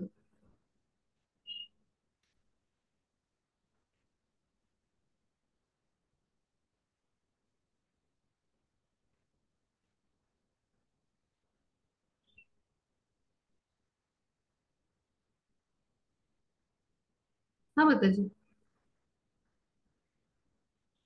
हा, आता श्री जगन्नाथ दास बापजी आहेत, तर हे कोण आहेत, तर हे गुरु आहेत. कोणाचे गुरु आहेत तर श्री भक्तिविनोद ठाकूर यांचे. म्हणजे कोणाचे? तर आता आपण चरित्र भक्तिविनोद ठाकूरांचा अभ्यासला तर त्यांचे गुरु आहेत. मग आता गौर त्यांचा जो प्रणाम मंत्र आहे किंवा प्रणेती आहे तर तो काय आहे ते आपण अभ्यासूया. गौर गौर विर्भव भूम भूम भूमस्तत्व त्वम भूमे भूमेसत्वम. गौर वीर्भव भूमेसत्वम निर्देस्त सज्जन प्रियाः वैष्णव सार्वभौम श्री जगन्नाथाय ते नमः. म्हणजे काय की आता ह्याचा अर्थ काय होतो? तर हे जगन्नाथदास बाबाजी आहेत की जे पूर्ण वैष्णव जे आहे आपले पूर्ण वैष्णव संप्रदाय जे आहे तर त्यांचा म्हणजे म्हणजे त्या सगळ्यांसाठी म्हणजे हे अत्यंत महत्वाचं असं स्थान असलेले असे म्हणजे त्या सगळ्यांसाठी चैतन्य महाप्रभूंकडून असं उच्च कोटीचे म्हणजे त्यांचे भक्त असलेले असे जे आहेत. तर ते चैतन्य महाप्रभूंचे उच्च कोटीचे भक्त म्हणून आपल्या सगळ्या वैष्णव संप्रदायासाठी जे अवतरलेले आहेत तर ते म्हणजे कोण आहेत? तर जगन्नाथदास बाबजी. त्यांच्या चरणी माझा साष्टांग दंडवत असो किंवा माझा प्रणाम असो असा या मंत्राचा अर्थ आहे. म्हणून काय म्हटलंय? गौर वैभव भूमीस त्वम म्हणजे आपल्यासारख्या सगळ्या लोकांसाठी गौर वैभव म्हणजे चैतन्य महाप्रभूंचं हे वैभवच आहे तसे उच्च कोटीचे शुद्ध भक्त म्हणजे असे जे आहेत. आणि निर्देश सज्जना प्रिया हा जे आपल्यासारखे जे सज्जन लोक आहेत त्यांना निर्देश करायला म्हणजे उपदेश करायला ते अवतरलेले आहेत असे सार्वभौम म्हणजे सगळीकडं जे वैष्णव आहेत त्या सगळ्या वैष्णवांना म्हणजे वैष्णव कम्युनिटी म्हणजे संप्रदाय सगळा वैष्णव या सगळ्यांना म्हणजे जे आहेत तर ते मार्गदर्शन करण्यासाठी असे अवतरलेले जे आहेत. आणि जे कोण आहे तर त्यांचं नाव काय? श्री जगन्नाथ आहे ते नमः म्हणजे श्री जगन्नाथदास बाबजी असे जे आहेत तर त्यांच्या चरणी माझा सादर प्रणाम असा याचा अर्थ होतो. म्हणजे इतकं उच्च स्थान आहे आपल्या वैष्णव संप्रदायामध्ये त्यांचं. म्हणजे कलियुगामधले जसे महान आचार्य श्री भक्तिविनोद ठाकूर आहेत तसं कलियुगामधले महान गुरु म्हणजे उच्च कोटीचे असे कलियुगातले जर कोण असतील तर श्री जगन्नाथदास बाबजी आहेत. म्हणजे जेव्हा सहा गोस्वामी जे आहेत तर त्यांच्या नंतर म्हणजे जर कोण असतील त्याच काळामध्ये ते होते आणि त्यानंतर म्हणजे त्यांची आयुमर्यादा खूप मोठी होती जगन्नाथदास बाबजी. तर जर कोणी असतील तर कोण आहेत? जगन्नाथदास बाबजी आहेत का. आणि म्हणून आपण काय करूया? त्यांच्या चरणी वंदन करूया, त्यांचे आशीर्वाद घेऊया आणि आपण त्यांचं चरित्र अभ्यास करूया. आपण पुढे जाऊ.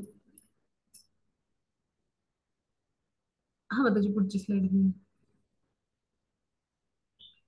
हा आता ते 144 वर्ष त्यांचं म्हणजे जीवनमान आहे पहा. म्हणजे सगळे जे सहा गोस्वामी होते त्यांच्या सोबत त्यांनी काळ म्हणजे त्या त्या काळामध्ये पण ते होते आणि पुढे पण होते. म्हणजे त्यांच्या तिरोभावानंतर सुद्धा जगन्नाथदास बाबजी होते. मग त्यांचे जे दीक्षा गुरु आहेत त्यांचं नाव काय आहे? श्री मधुसूदन दास बाबजी म्हणून.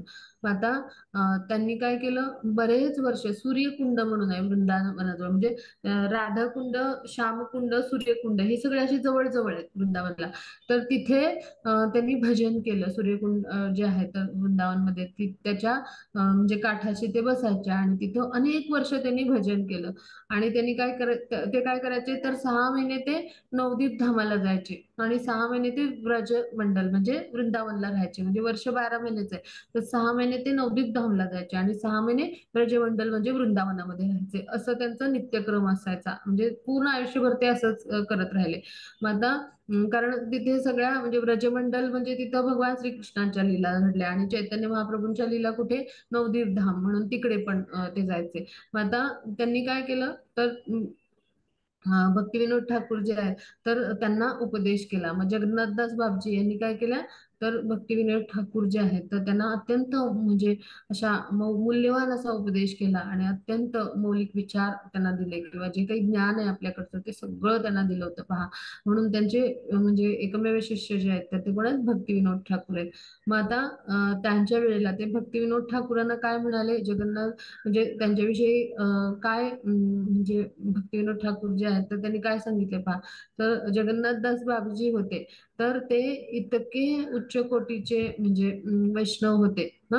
म्हणजे ब्रजमंडळ मधले म्हणजे की त्यांना म्हणजे अशा उच्च कोटीचे म्हणजे त्यांना वैष्णव म्हणून गणलं जायचं की त्या पुरुषोत्तम क्षेत्र म्हणजे काय तर जगन्नाथपुरी. तर जगन्नाथपुरी आणि व्रजमंडल इथलं सगळ्यात उच्च कोटीचे वैष्णव जर कोण असतील तर जगन्नाथदास बापजी आहेत. असं त्यांच्या काळामध्ये भक्तिविनोद ठाकूर यांनी सांगितलंय. म्हणजे स्वतः हे भक्तिविनोद ठाकूर यांनी सुद्धा ते म्हणजे सांगितलंय पहा. आणि त्याचे म्हणजे लिखाण आढळतात. म्हणजे असे उच्च कोटीचे वैष्णव होते त्या काळात, म्हणजे म्हणजे ते अस्तित्वात असलेले.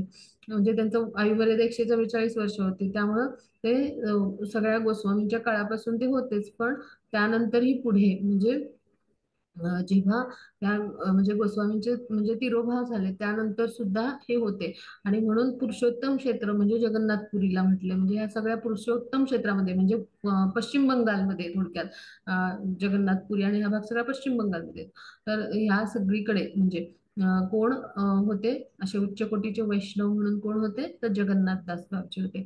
आता भक्तिविनोद ठाकूर जे आहेत तर त्यांनी त्यांना काय दिलंय पदवी तर सार्वभौम म्हणजे काय तर सगळ्या वैष्णवांचे प्रमुख असे सार्वभौम म्हणजे सगळ्या वैष्णवांना म्हणजे समान त्यांच्यावर कृपा असणारे सगळ्या वैष्णवांना म्हणजे अशा सगळ्या संप्रदायाचे वैष्णव या सगळ्यांसाठीचे ते असे महान आचार्य आहेत पहा. हे त्यांचं स्थान आहे पहा. जसे आपल्या इस्कॉनसाठी म्हणजे प्रमुख शिक्षा गुरु आचार्य जसे शिल प्रभुपाद आहेत तसं आपल्या सगळ्या वैष्णव संप्रदायासाठीच महान आचार्य किंवा सार्वभौम आचार्य म्हटलं जातं त्याला. तर ते म्हणजे कोण आहेत तर जगन्नाथदास बापजी आहेत पहा. आता पुढे जाऊ आपण. हा मग त्याची पुढची स्लाइड. हा आता ते 125 वर्षाचे होते तर त्यावेळेला काय झालं तर त्यांचे जे शरीर आहे ना ते थोडस असं वक्र झालं पहा चित्रात दाखवले. कमरेतून आणि मानेतून थोडं वक्र म्हणजे थोडस झालंय अर्ध म्हणजे असं अं, अर्धवट असं वाकडं झालेलं शरीर म्हणजे अर्धवक्र म्हणून असं अर्धचंद्र कसा असतो तसं ते वाकले पहा. असा शरीराचा आकार पहा त्यांच्या अर्धचंद्रासारखा झालाय पहा हा. हम्म तर मानेतून थोडं वाकलंय आणि कमरेतून 125 वय झाल्यानंतर त्यांचं शरीर असं अर्धचंद्रासारखं असं थोडस वक्र झालं. आणि त्यांच्या डोळ्यांच्या भुवया होत्या ना तर त्या सुद्धा म्हणजे इथे चित्रात पहा. तर जसे आपण पडदे लोंबतात की नाही म्हणजे असे आपण लावलेले खिडक्यांना तसे त्यांच्या भुवयांच्या पापण्या अशा लोंबू लागल्या म्हणजे अशा पडद्यांसारख्या त्या लोंबू लागल्या. म्हणजे पहा ते शरीराचं असे उच्च कोटीचे वैष्णव असतात त्यांना त्याच्याशी काही देणं घेणं नसतं पहा किंवा त्या संदर्भात काही नसतं पहा. म्हणजे त्यांची भक्ती आणि भक्तीचा प्रसार सुरू असतो पहा. आणि तरी देखील ते म्हणजे सगळे भक्तिमय प्रेमाचे प्रयत्न करायचे पहा. मग ते एका म्हणजे एका म्हणजे असं एका बाजूला म्हणजे एका बाजूवर जी बाजू बसण्यायोग्य असे बसून किंवा उभे राहून ते काय करायचे म्हणजे ते जेव्हा म्हणजे असे बसायचे एका बाजूला त्यांचं अंग असं वक्र होतं की नाही. असं ज्या बाजूला वक्र नाही त्या बाजूला बाहेर टाकून ते असे बसायचे. मग त्यांच्या शेजारी त्यांचे दोन शिष्य यायचे आणि ते काय करायचे त्यांना जेव्हा काही पाहायचं असेल म्हणजे भगवान श्रीकृष्णांचं दर्शन घ्यायचं असेल किंवा त्यांना तुळशी मंजिरी व्हायची असतील तर त्यावेळेला त्यांचे काय करायचे शिष्य तर त्यांच्या ज्या अशा पापण्या आहेत त्या दोन असे उचलायचे म्हणजे पहा काय उच्च कोटीचे आचार्य आहेत. त्यांच्या पापण्या आहेत त्या अशा लोंबत असायच्या त्या अशा उचलायचे त्यांचे भक्त आणि मग ते तुळशी मंजिरी व्हायचे आणि त्या अर्चविग्रहांचं दर्शन घ्यायचे. म्हणजे पहा इतकं म्हणजे इतके उच्च कोटीचे ते भक्त आहेत भगवंतांचे की त्यांच्या पापण्यांच्या म्हणजे जी कातडी लोंबत होती पडद्यांसारखी ती उचलायचं काम भक्त करायचे ही सेवा होती पहा. म्हणजे केवढे मोठं भाग्य असेल की अशी सेवा लाभणं भक्त म्हणून आपल्या गुरूंच्या पापण्या त्या वरती उचलायच्या आणि त्यांना तुळशी मंजिरी व्हायला भगवंतांचं दर्शन घ्यायला मदत करायची पहा. गिरिराज गोवर्धनला तुळशी मंजिरी व्हायची रोज ते तर त्यावेळी त्यांचे भक्त जे असायचे ते अनुयायी ते त्यांच्या दोन्ही बाजूला थांबायचे आणि एक एक जण एक एक दोन्ही म्हणजे एका बाजूने पापणी उचलायचा आणि ते मंजिरी व्हायचे पहा. इतका सुंदर प्रसंग त्यांच्या जीवनातले आहेत पहा. असे आपले जे आहेत श्री जगन्नाथदास बाबाजी आहेत. आता 142व्या वर्षी त्यांना चालता देखील येईना म्हणजे इतकं वक्र झालं त्यांचं अंग. मग बिहारी जे आहेत तर त्यांचे व्रजवासी तिथले म्हणजे जे सेवक होते, तर ते काय करायचे, त्यांना आपल्या खांद्यावर बसवून घेऊन जायचे, वाहून घेऊन जायचे. केवढं भाग्य आहे पहा, की असे जे स्वरूपसिद्ध अधिकारी आहेत, असे जे गुरु आहेत ना, तर त्यांना आपल्या खांद्यावर वाहून घेऊन जाणं म्हणजे प्रत्यक्ष वैकुंठ मिळाल्यासारखंच आहे. अजून काय सेवा म्हणजे. तर हे किती बिहारी नावाचे त्यांचे सेवक होते, तर ते हे सेवा करायचे पहा, त्यांना 142 वर्षाचे झाल्यानंतर. मग जेव्हा जेव्हा नाम संकीर्तन असायचं ना, तर त्यावेळेला जेव्हा संकीर्तन म्हणजे असं सुरू असायचं, वाद्यवृंद आणि करतालच्या तालावर, तर त्यावेळेला काय व्हायचं, तर ते असे वक्र होते की नाही, असे सगळ्या बाजूनी. तर त्यांचं काय व्हायचं, तर त्यावेळेला ते पूर्ण म्हणजे देव संकीर्तन सुरू झालं की ते त्यात नाचायला यायचे, त्या तालावर, करतालाने, याच्या सगळ्या वाद्यांच्या, मृदुंगाच्या. आणि त्यावेळेला ते 4 फूट वरती, वरती हवेमध्ये उंच उडी मारायचे पहा, म्हणजे उडायचे. म्हणजे तेव्हा त्यांचं शरीर ताठ व्हायचं, स्प्रिंग सारखं ताठ व्हायचं. आणि अशा उंच उंच 4-4 फूट उड्या मारायचे ते. संकीर्तनामध्ये उडी मारून नाचून असं गातात ना संकीर्तन, तर अशा मोठ्या मोठ्या उड्या, म्हणजे त्याला लीप म्हटलं जातं, म्हणजे अशा प्राण्यांसारख्या उड्या मारायचे ते, अशा हवेमध्ये, त्या अत्यंत भावविभोर अवस्थेमध्ये उड्या मारायचे आणि गायला आणि नाचायला लागायचे. म्हणजे पहा, हे जे असतं ते फक्त काय असतं, शारीरिक म्हणजे जो असतो, अशा उच्च कोटीचे संत असतात, महात्मे असतात, तर त्यांचं फक्त ते शारीरिक व्यंग असतं, प्रत्यक्षात ते नसतात. म्हणजे तो म्हणजे भौतिक देखावा असतो, तो प्रत्यक्षात तसं नसतं. त्याचं हे उदाहरण आहे पहा. आणि हीच घटना आहे की ज्या वेळेला भक्तिविनोद ठाकूर जे आहेत, तर त्यांनी चैतन्य महाप्रभूंचं जन्मस्थान शोधलं योगपीठमध्ये. हा, आणि त्यावेळेला काय झालं, ते मगाशी दिल्लीमध्ये आलं होतं पहा, आपण त्यांचं जेव्हा अभ्यास होत होतो, तर ते कसं शोधलं, ती घटना आता आपण अभ्यासूया. तर जेव्हा योगपीठ इथलं जन्मस्थान शोधलं ना, त्यावेळेला त्यांनी काय केलं, जगन्नाथदास बाबजींना तिथे घेऊन गेले आणि त्यांना सांगितलं की हेच मला, हे नकाशे आणि ह्या सगळ्यानुसार माहिती जी आहे, लिखाणं लिहून ठेवलेली आहेत इतिहासात किंवा नोंदी घातलेल्या आहेत, त्यानुसार मला हेच, म्हणजे लीलास्थळी ते शोधून काढत होते सगळ्या. तर हेच वाटतंय ठिकाण आहे चैतन्य महाप्रभूंचं. पण तुम्ही जरा चला आणि पहा. त्यांना घेऊन आले जगन्नाथदास बाबजींना. तिथं गेल्यावर त्यांनी काय केलं, अशा उंच उंच उड्यावरून नाचून गाऊन कीर्तन करायला सुरुवात केली. आणि त्याच्यावरनं भक्तिविनोद ठाकूर जे आहेत, तर त्यांनी हे ओळखलं की हीच जागा चैतन्य महाप्रभूंच्या जन्मस्थानाची आहे पहा. असे हे महान असे आचार्य आहेत आणि सार्वभौम आचार्य आहेत पहा. आणि असे जे आचार्य आहेत, तर ते अशा लीला करत असतात पहा. म्हणजे त्यांचं व्यंग हे आपल्यासारख्या सामान्यांना काय वाटेल, हे किती अंगाने वाकडे आहेत, असं नसतं. ती पण लीला असते, त्यांच्या लीलेचा भाग असतो बा. हा भाग आपण समजून घेतला. अलीकडे आपण सगळ्यांना जर माहिती असतील, तर पुण्यामध्ये पण सगळ्यांना शंकर महाराजांचा मठ आणि मंदिर आहे पहा. पण ते पण असे अष्टांगांनी वक्र होते पहा. हे सगळे लीला असतात. म्हणजे असे जेव्हा साधू पुरुष असतात किंवा उच्च कोटीचे वैष्णव, तर त्यांच्या या लीला असतात. आणि म्हणून तिथे आपण भौतिक दृष्टीने पाहू नये की ते इतक्या अंगाने वाकडे आहेत, तसं नसतं. तर हे ह्या उदाहरणातून, ह्या त्यांच्या म्हणजे म्हणजे त्यांनी जे अशा पद्धतीचं संकीर्तन म्हणजे ते करायचे, तर त्याच्यातून लक्षात येतं पहा. आणि असे ते अद्भुत असे, म्हणजे असे सार्वभौम असे आचार्य होते आणि भगवान श्रीकृष्णांचे उत्तम असे भक्त होते. आता पुढे जाऊ आपण. हा बघा, त्याची पुढची स्लाईड. हा, त्यांना मोठ्या मोठ्याने भजन करायला आणि जप करायला आणि कीर्तन करायला खूप आवडायचं. म्हणजे मोठ्या मोठ्याने, मोठ्या आवाजात. म्हणजे आपण म्हणतो ना, आता एखाद्याला अगदी बेंबीच्या देठापासून म्हणायचं, असं तळमळीने असं जप, म्हणजे मोठ्याने म्हणायचा नामजप. आणि तसंच म्हणजे जप करायचा सतत, आणि कीर्तन करायचं हे त्यांना खूप आवडायचं. म्हणजे ते सतत, म्हणजे तशा पद्धतीने ते करायचे. आणि कीर्तनाच्या वेळेला ते काय, निताई की नमा अंचिरे असं म्हणायचे, की नमा इंचिरे, की नमा दिताचिरे. म्हणजे काय, की हे नित्यानंदा, तुमचं नाव इतकं सुंदर आहे, इतकं सुंदर नाव, म्हणजे तुम्ही, म्हणजे आमच्यासाठी हे सगळं नाम घेऊन धारण करून आलेलं आहात, हे नित्य, तुमचं नाव इतकं सुंदर आहे. म्हणजे हा, तर तुम्ही म्हणजे तुम्ही हे सगळं जे आम्हाला दिलेलं आहे, तर ते इतकं सुंदर आहे, इतकं दिव्य आहे.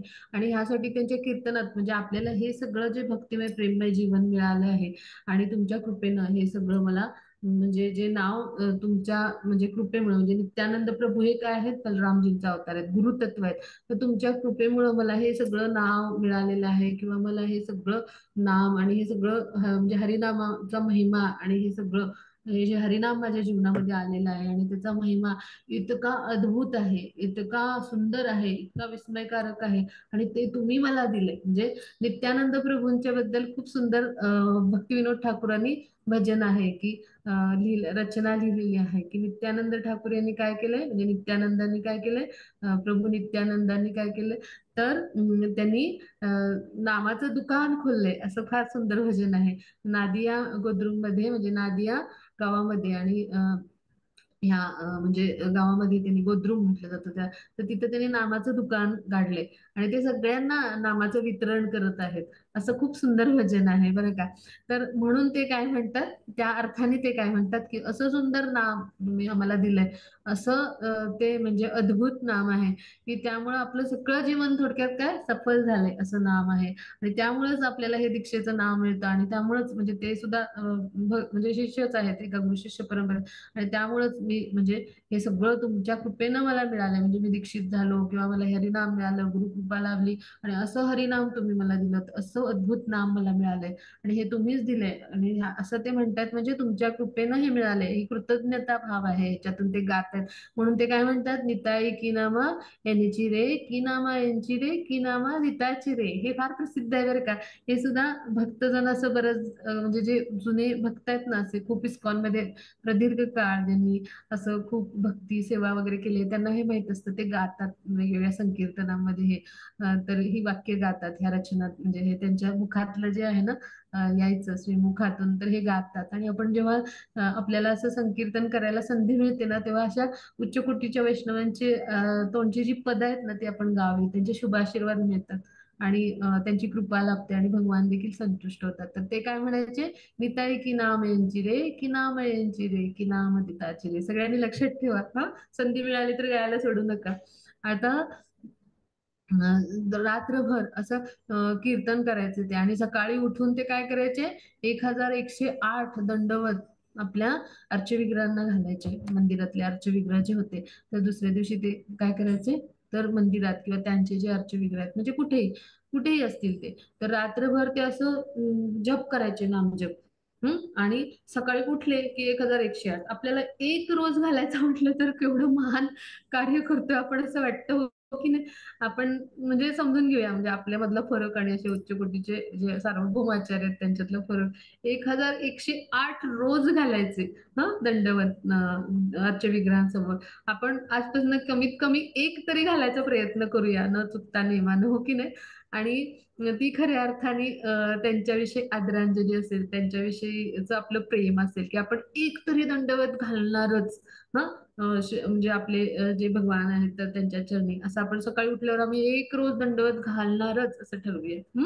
आपण जेव्हा दंडवत घालून उठतो ना, तेव्हा जशी धान्यावरची पिकं उडून जातात ना, तशी पीक म्हणजे आपले जे म्हणजे जी पापकर्म असतात ना, ती सगळी नष्ट होऊन जातात. हे अर्चविग्रहांसमोर दंडवत घालण्याची, किंवा ऑनलाईन आरतीला आपण जोडलो तर त्यांना दंडवत घालण्याचे हे फलनिष्पत्ती आहे. पण म्हणजे दंडवत घालून आपण उठतो त्यावेळेला अशी आपली पापकर्म सगळी नष्ट होऊन जातात गतजन्मीची, आणि ह्या जन्मात जी काही असतील ती.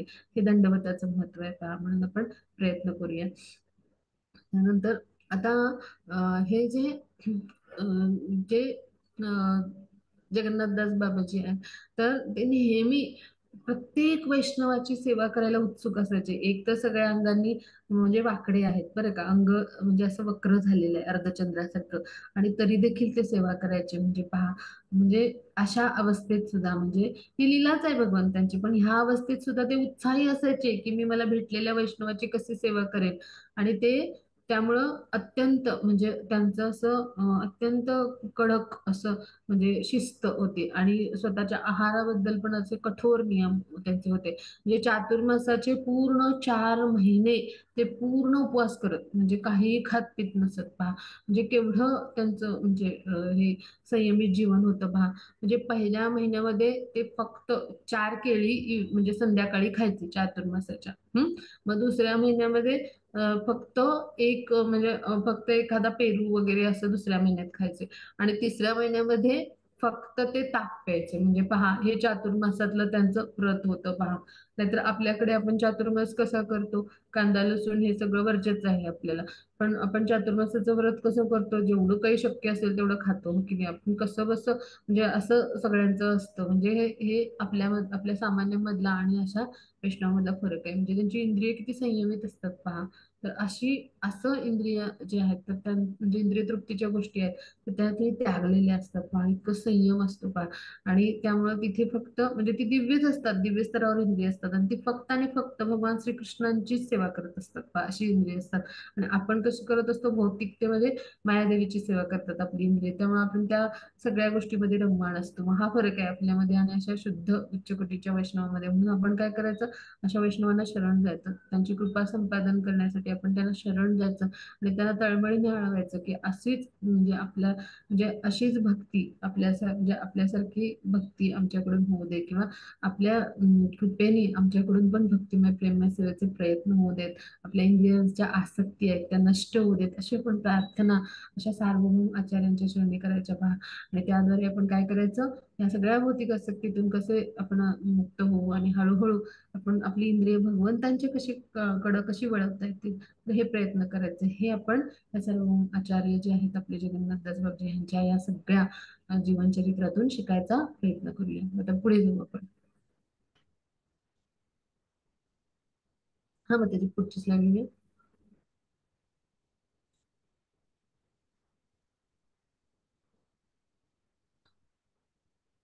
हा, मग त्याची पुढची स्लाईड.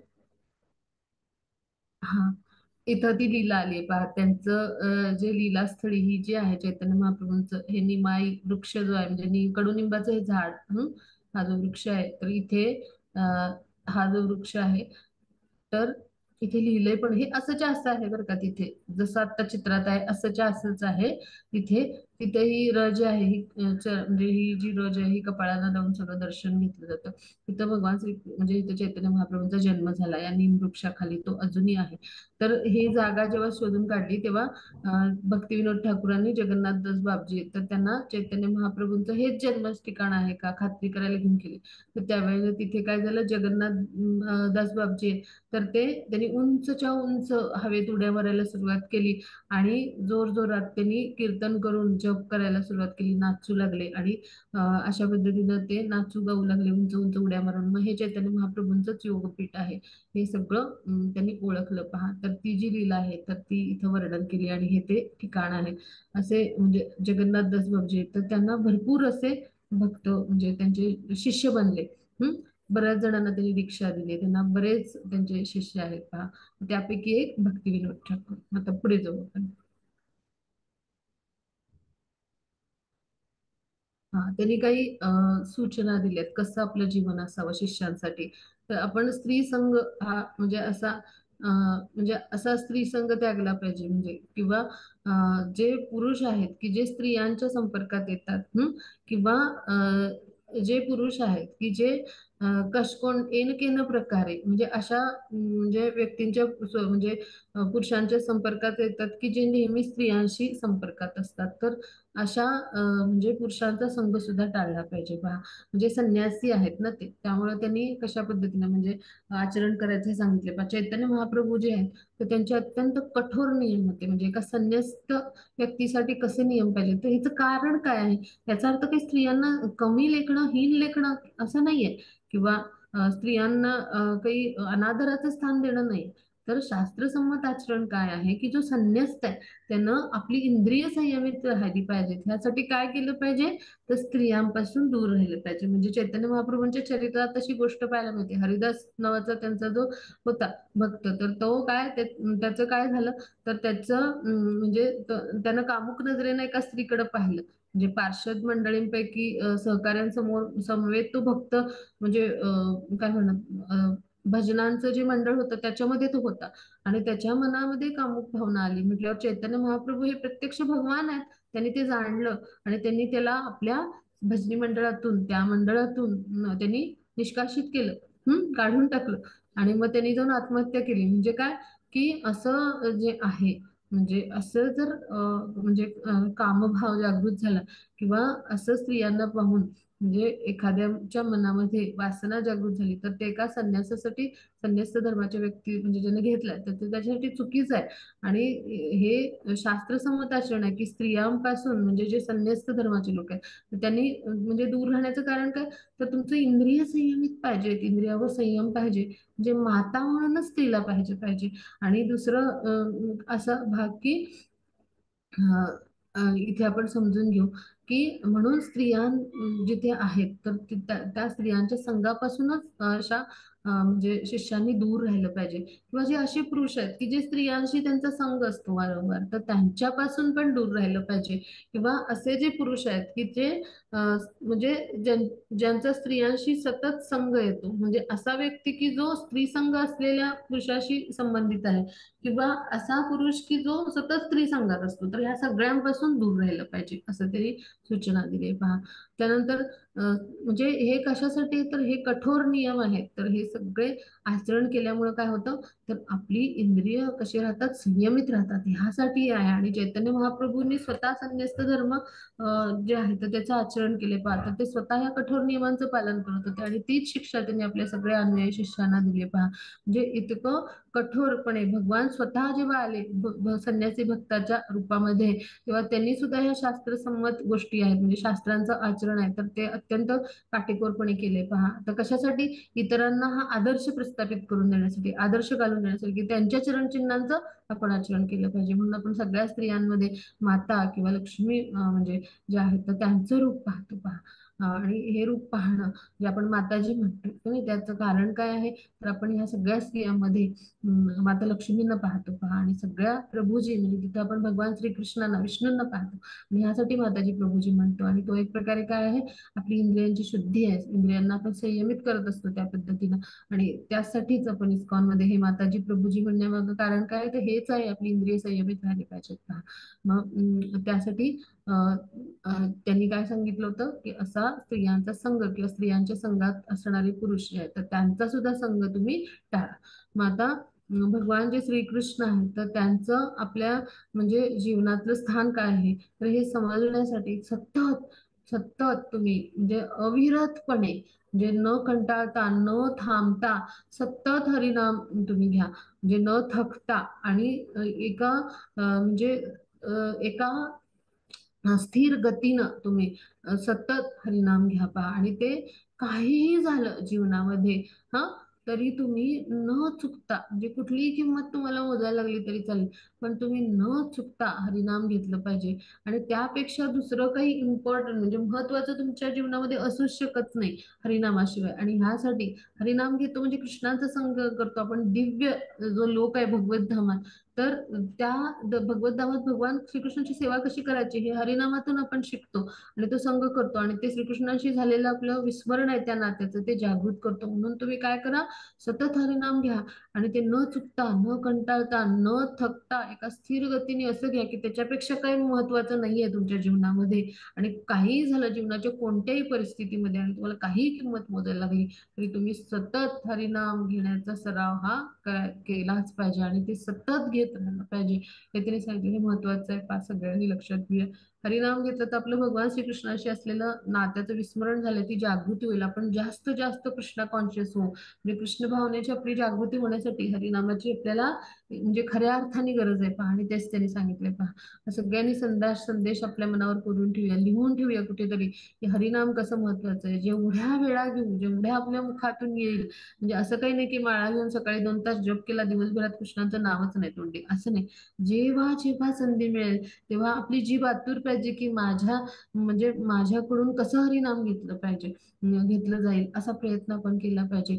लक्षात आलं, हरिकृष्ण महामंत्राचा जप तोंडाने सुरू करायचा, वेळ मिळाला पद गायची, भजनं आपल्याला जी आठवतात ती, किंवा हरे कृष्ण महामंत्र गाण्याच्या स्वरूपात आपण भजनाच्या स्वरूपात गाऊ शकतो, पण हरिनाम आपल्या जिभेवर पाहिजे, असं सतत आपण ठेवलं पाहिजे.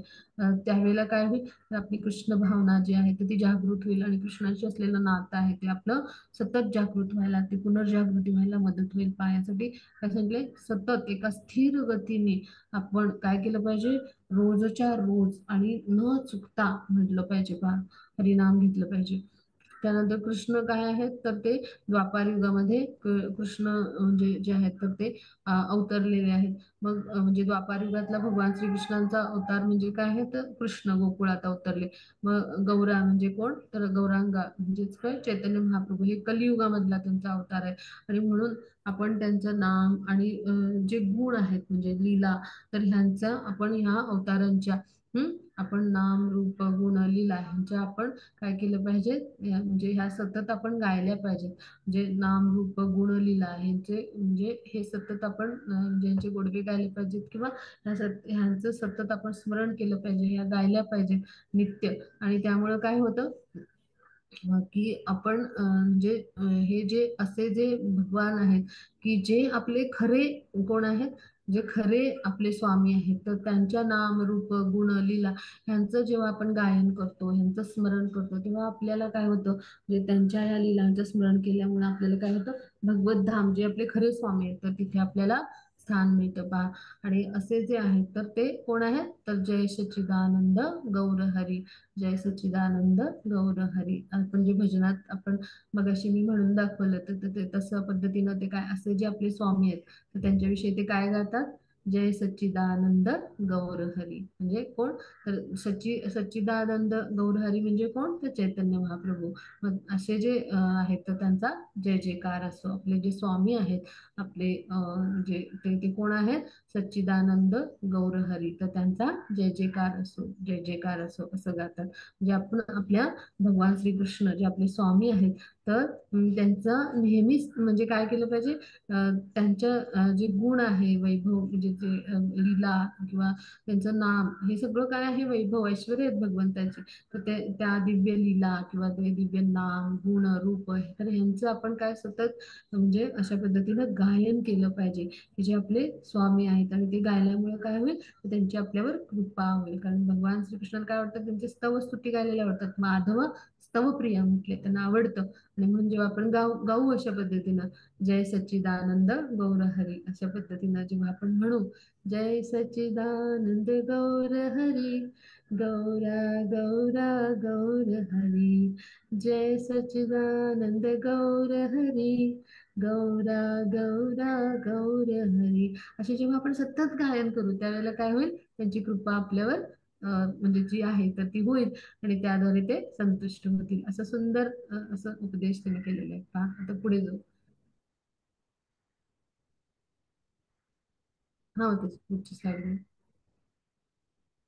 हा आता कधीही कधीही गौरा म्हणजे कोण तर भगवान चैतन्य महाप्रभू जे आहेत तर त्यांना बिलकुल विसरू नये. कारण ते कसे आहेत अत्यंत दयाळू आहेत, अत्यंत कृपाळू आहेत. म्हणजे कृष्णांपेक्षाही ते दयाळू आणि कृपाळू आहेत. आता हे कसं तर कृष्णा कसे आहेत एखाद्या राजासारखे आहेत की ते तुमचे काय करतात तर तुमचे जे अपराध आहेत तर त्याचा सगळा लेखाजोखा मांडतात. म्हणजे आपल्या हृदयात साक्षी असतात भगवान परमात्मा स्वरूपात. मग ते कोण आहेत तर ते कृष्ण आहेत. म्हणजे कृष्ण जे आहे ते परमात्मा स्वरूपात आपल्या हृदयात असतात, ते आपल्या कर्मांचे साक्षी असतात. आणि कृष्ण कसे आहेत असे राजासारखे आहेत म्हणजे एका कडक धोरण असलेल्या राजासारखे आहेत कृष्ण. हम्म जोपर्यंत आपण त्यांना शरण जात नाही तोपर्यंत आपले जे काही चुका आहेत आणि जे पापकर्म आहेत तर त्याविषयीचे जे कर्मफळ आहेत तर ते आपण भोगतच असतो. आणि म्हणून भगवद्गीतेमध्ये श्लोक आहे पहा, सर्वधर्मान परित्यज्य मामेक शरणं व्रज. म्हणजे मला जेव्हा तू शरण येशील तेव्हा सगळ्या पापांपासून तू मुक्त होशील, तुला घाबरायचं कारण नाही असं भगवान म्हणतात हो की नाही. म्हणजे त्यांना शरण जायला हवं म्हणजे पूर्णतः. पण ह्याच्याही पेक्षा म्हणजे भगवान श्रीकृष्ण एक राजासारखे तुमच्या सगळ्या कर्माचा लेखाजोखा ठेवतात. म्हणजे जे यमराज आहेत तर ते सगळं तुमचं कर्म याचा लेखाजोखा ठेवून तुम्हाला पुढचा कसा जन्म मिळणार ते ठरवतात. आणि त्याचबरोबर म्हणजे तुमचं जेव्हा म्हणजे तुम्हाला एक शरीर टाकून दुसरं शरीर धारण करायची वेळ येते तेव्हा. आणि त्याचबरोबर भगवान परमात्मा स्वरूपात साक्षी असतात, ते सगळ्या कर्मानुसार ते सगळे निर्णय म्हणजे त्यांच्यानुसार ते घडतात. म्हणजेच काय की एका कडक राजासारखं श्रीकृष्णांचं कार्य आहे. पण गौरा म्हणजे चैतन्य महाप्रभू कसे आहेत अत्यंत दयाळू आहेत, अत्यंत कृपाळू आहेत. तुमचं कर्म काहीही असो, पापकर्म असो पुण्यकर्म असो काहीही असो, तुमचा कुठलाही अपराध असो ते त्या कशालाही त्यांनी म्हणजे तिथं स्थान दिलेलं नाही. त्यांनी म्हणजे त्यांनी कुठलीच अट घातलेली नाही. तुम्ही म्हणजे अशा कुठलंही तुमचं कर्म असेल, म्हणजे कुठलाही अपराध असेल, आपण जगाई मदाईचं उदाहरण पाहिलं पहा, इतके म्हणजे ते दुष्ट होते आणि असे असून सुद्धा नराधम होते म्हणजे ते. पण तरी देखील ते जेव्हा शरण आले तेव्हा भगवंतांनी काय सांगितलं, म्हणजे गौरांगाने काय सांगितलं, चैतन्य महाप्रभूंनी, की तुम्ही हे वाईट कर्म त्यागा आणि हरिनाम तुमच्या श्रीमुखात म्हणजे आलं पाहिजे. आणि असं जर येणार असेल, म्हणजे तुम्ही हरिनाम घेणार असेल तर मी तुम्हाला क्षमा करेन. आणि त्यांनी त्यांना क्षमा केली. आणि ते काय बनले, त्यांचे उच्च कोटीचे भक्त बनले पहा. म्हणजे काय, की इतके मर्सीफुल, इतके दयाळू, इतके कृपाळू कोण आहेत, चैतन्य महाप्रभू. आपण चैतन्य महाप्रभू आहेत तर ते इतके कृपाळू आहेत की कृष्णा कृष्ण आहेत. तर ते नेहमी आपल्याला काय करतात, ते न्याय व्यवस्थेप्रमाणे एखादा राजा कडक धोरण आखतो आणि आपल्या प्रजेला कसं न्यायदान करतो आणि त्या नियमाप्रमाणेच प्रजेला वागवतो, तसं कृष्णांचं कार्य आहे. पण गौरा म्हणजे आपले चैतन्य महाप्रभू जे आहेत, तर ते म्हणजे कृष्ण न्यायदान करून त्यानुसार कर्म तुमचं त्यानुसार फळ देऊन त्यानुसार तुम्हाला पुढचं सगळं तुमचं जे काही असतंय म्हणजे निर्धारित शरीर ते सगळं तुम्हाला देतील आणि त्यानुसार त्या प्रमाणामध्ये कृपा करतील, असे कृष्ण आहेत. पण गौरा जे आहेत, चैतन्य महाप्रभू जे आहेत, तर ते तुम्हाला जास्तीत जास्त कृपा प्रसाद देण्यासाठीच आलेले आहेत. म्हणजे त्यांचा अवतारच यासाठी आहे. कलियुगातले जे लोक आहेत ते अत्यंत म्हणजे पथभ्रष्ट झालेले आहेत आणि त्यांना काय यथार्थ आहे आणि काय नाही, म्हणजे काय योग्य नाही ह्याचं काही भानच नाहीये. असे अल्पमेधसाम अल्प आयु पथभ्रष्ट असे लोक आहेत. मग त्यांना काय कळणार आहे, असे अल्पज्ञानी लोक आहेत आणि अज्ञानी. आणि ह्यासाठी अशा पतित जीवांचा उद्धार करायलाच गौरांगांचा अवतार आहे पहा. आणि म्हणून ते फक्त आणि फक्त कृपा आणि प्रेम आणि दया यांचं वितरण करतात पहा. आणि ते इतके दयाळू आहेत, इतके दयाळू आहेत की ते काय करतात, तुमच्यावर कृपा करतात. म्हणून आपण कोणाला शरण जायचं, चैतन्य महाप्रभूंना शरण जायचं, म्हणजे गौरांगा किंवा गौरांना. आणि मग ते काय करतात, आपल्यावर खूप दया करतात आणि ते आपल्याला सगळ्या सगळ्या पापकर्मातून मुक्त होण्यासाठी, म्हणजे त्यांची कुठलीही अट नाही, मला शरण ये ही सुद्धा अट नाही त्यांची. म्हणजे कृष्णांची अट काय आहे, मला शरण ये, म्हणजे सांगतात श्लोकांच्या, अशी सुद्धा अट नाहीये. असे म्हणजे भगवान जे आहेत तर त्यांचा जो प्रत्यक्ष अवतार, म्हणजे भगवान प्रत्यक्षच आहेत ते, पण कलियुगासाठी त्यांनी रूल्स अँड नॉर्म्स बदललेत, म्हणजे थोडक्यात असं आपण म्हणू. तर ते काय आहेत आपल्यासाठी, तर तुम्ही म्हणजे फक्त आणि फक्त माझ्या म्हणजे जे काही आहे तर ते हे कीर्तन करा, गौर कीर्तन जे आहे किंवा कृष्ण कीर्तन करा. म्हणजे काय, तर हे कुठलं कृष्ण कीर्तन, तर श्रीकृष्ण चैतन्य प्रभू नित्यानंद श्री अद्वैत गदाधर साती गौर भक्त वृंद. म्हणजे हे फक्त म्हणजे हरिनामाच्या कीर्तनाबरोबर, म्हणजे हे जे कीर्तन आहे तर हे तुम्ही करा. गौर कीर्तन म्हणजे काय, तर याचा अर्थ हे की जे कृष्ण कीर्तन म्हणजे हरे कृष्ण महामंत्रापेक्षाही तुम्हाला म्हणजे उच्च कोटीचं लाभ देणार आहे. म्हणून तर आपण हरे कृष्ण महामंत्राच्या जपाआधी पंचतत्व प्रणाम मंत्र, म्हणजेच हे काय आहे ऍक्च्युली, तर हे गौर कीर्तन म्हटलं जातं ह्याला. खरं तर म्हणजे ह्यांच्या नामाचा जप म्हणजे काय आहे, त्याला कीर्तन म्हटलं जातं जेव्हा आपण एकट्याने करतो तेव्हा. आणि जेव्हा आपण सगळ्या भक्तवृंदांच्या सोबत म्हणतो तेव्हा संकीर्तन म्हटलं जातं.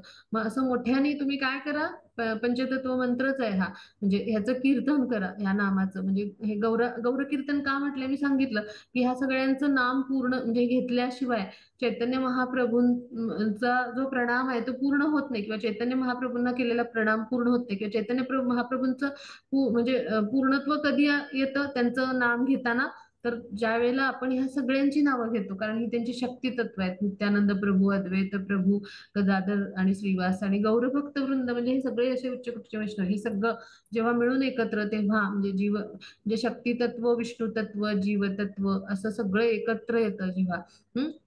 अल्हादिनी शक्ती म्हणजे जे आहेत तर ते गदाधर पंडित, तर ते तत्व. आणि बलरामजी म्हणजे काय, आध्यात्मिक शक्ती. अद्वैत प्रभू म्हणजे त्यांचं विष्णू तत्व आहे. आणि जे श्रीवास आहेत तर ते जीवतत्व आहे. आणि गौरभक्त वृंद म्हणजे सगळ्या जीवतत्वांचा समूह. तर हे सगळं सगळं एकत्र आल्याशिवाय चैतन्य महाप्रभूंचं नाव देखील पूर्ण होत नाही. म्हणजे नाम म्हणजे त्यांचं नाम जे पवित्र आहे, तर ते चैतन्य महाप्रभू पूर्ण म्हणजे कसे तर ह्या पाच तत्वांनी युक्त जेव्हा होतात तेव्हाच ते पूर्ण होतात. आणि त्यांना केलेला प्रणाम देखील या पाच तत्वांना युक्त जेव्हा आपण करतो तेव्हाच पूर्ण होतो.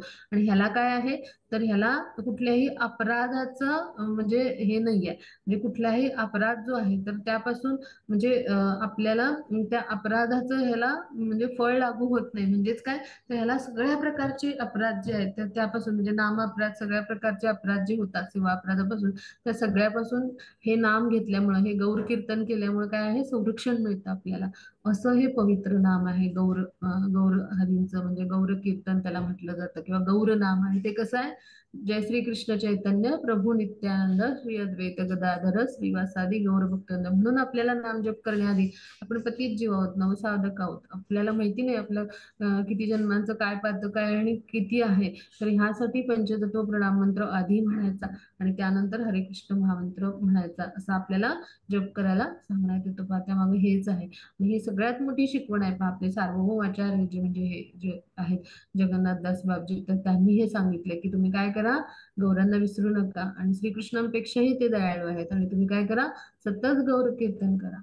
म्हणजे आणि गौर कीर्तनामुळे काय होईल, तर तुमच्यावर गौरहरींची कृपा होईल. पहा म्हणजे गौरहरी सगळ्यात जास्त मर्सीफुल आहेत, सगळ्यात जास्त दयाळू आणि कृपाळू आहेत आणि तुम्हाला प्रेमाचं, दयेचं आणि कृपेचं वितरण करायलाच त्यांचा हा जन्म आहे किंवा त्यांचा हा अवतार आहे. पहा तर हा भाग आपण यातून समजून घेतला आणि फार महत्वाची शिकवण आहे, सगळ्यांनी लक्षात ठेवा. म्हणून नेहमी चैतन्य महाप्रभूंना सगळ्यांनी प्रार्थना करायची. म्हणजे कृष्णांची आपण करतोच प्रार्थना, पण त्याहून जाऊन चैतन्य महाप्रभूंना नेहमी प्रार्थना करावी. कारण ते फार म्हणजे दयाळू कृपाळू आहेत, आपल्याला सतत म्हणजे जे काही आहे ते त्यांची कृपा प्रसाद आहे तो अशा माध्यमातून जेव्हा आपण त्यांना शरण जातो तर तेव्हा लाभत असतो. पहा आता पुढे जाऊ आपण.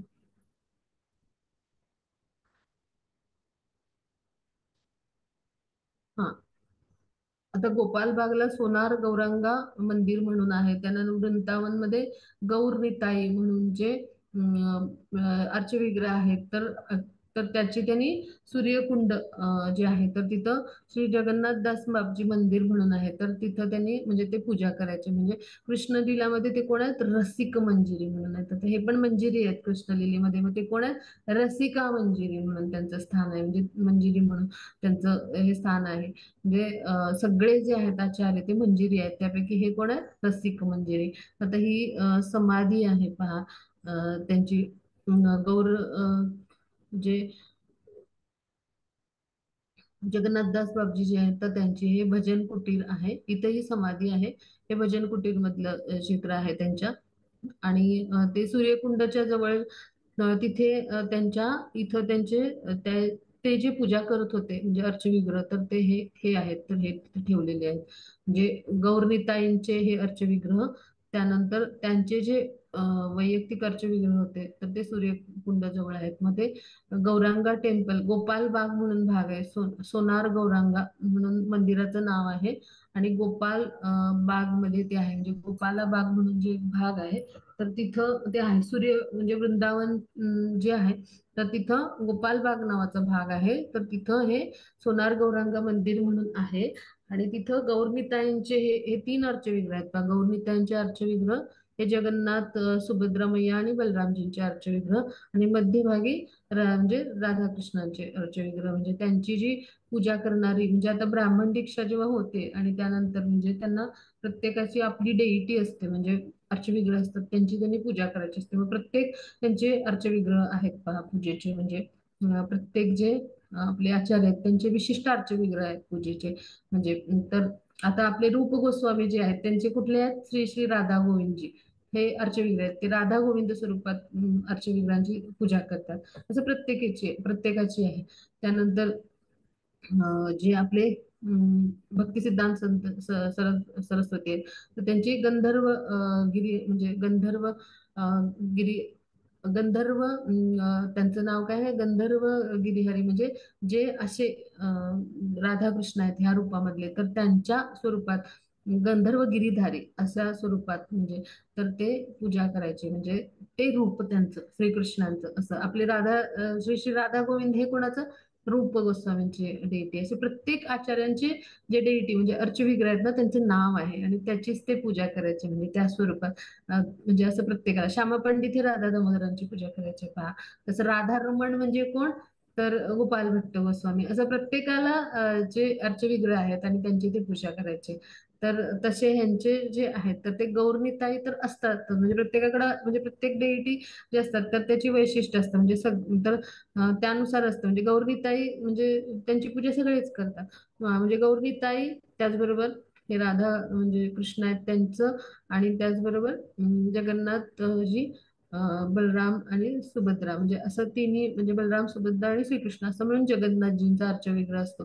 तर अशा तिन्ही, म्हणजे तिन्ही अर्चविग्रहांची ते पूजा करत होते, म्हणजे त्यांच्या सेवेत ते होते पहा. म्हणजे ते जे प्रत्यक्ष पूजा करत होते तर ते हे अर्चविग्रह आहेत पहा त्या मंदिरामध्ये. आणि त्याचं आपण दर्शन घेऊ शकतो, सूर्यकुंडाजवळ ते आहे. म्हणजे अशा रूपामध्ये त्यांनी भगवान श्रीकृष्णांची सेवा केली, म्हणजे अशा तीन विग्रहांच्या रूपामध्ये. तर असे जे आहेत तर ते जगन्नाथ दास बाबजी कोण होते? रसिक मंजरी होते कृष्णलीलामध्ये, आणि त्यांनी त्या पद्धतीने सेवा केली. पुढे जाऊ आपण. हा. मग आता आपण अभ्यासूया की हे जे आहेत श्रील प्रभुपाद आहेत त्यांचे गुरु कोण? भक्ती सिद्धांत सरस्वती. मग त्यांचे गुरु कोण? भक्ती सिद्धांत सरस्वतींचे गौरी किशोरी दास बाबजी हे. मग गौरी किशोरी दासबाब जी आहेत त्यांचे गुरु कोण? हे भक्तिविनोद ठाकूर. आणि भक्तिविनोद ठाकूर आहेत तर त्यांचे गुरु कोण? म्हणजे जगन्नाथ दास बाबजी. तर असं हे गुरु परंपरा आहे. गुरु परंपरा आपल्या सगळ्यांना माहिती असली पाहिजे. आपल्याला इनिशिएशनला पण विचारतात, आम्ही शिकवली आता उजळणीमध्ये मी घेईनच नंतर. तर गुरु परंपरेतले हे आचार्य आहेत ना, हे फोटोवरून ओळखायला आपल्याला आले पाहिजे. तर त्यापैकी हे तीन आचार्य आहेत.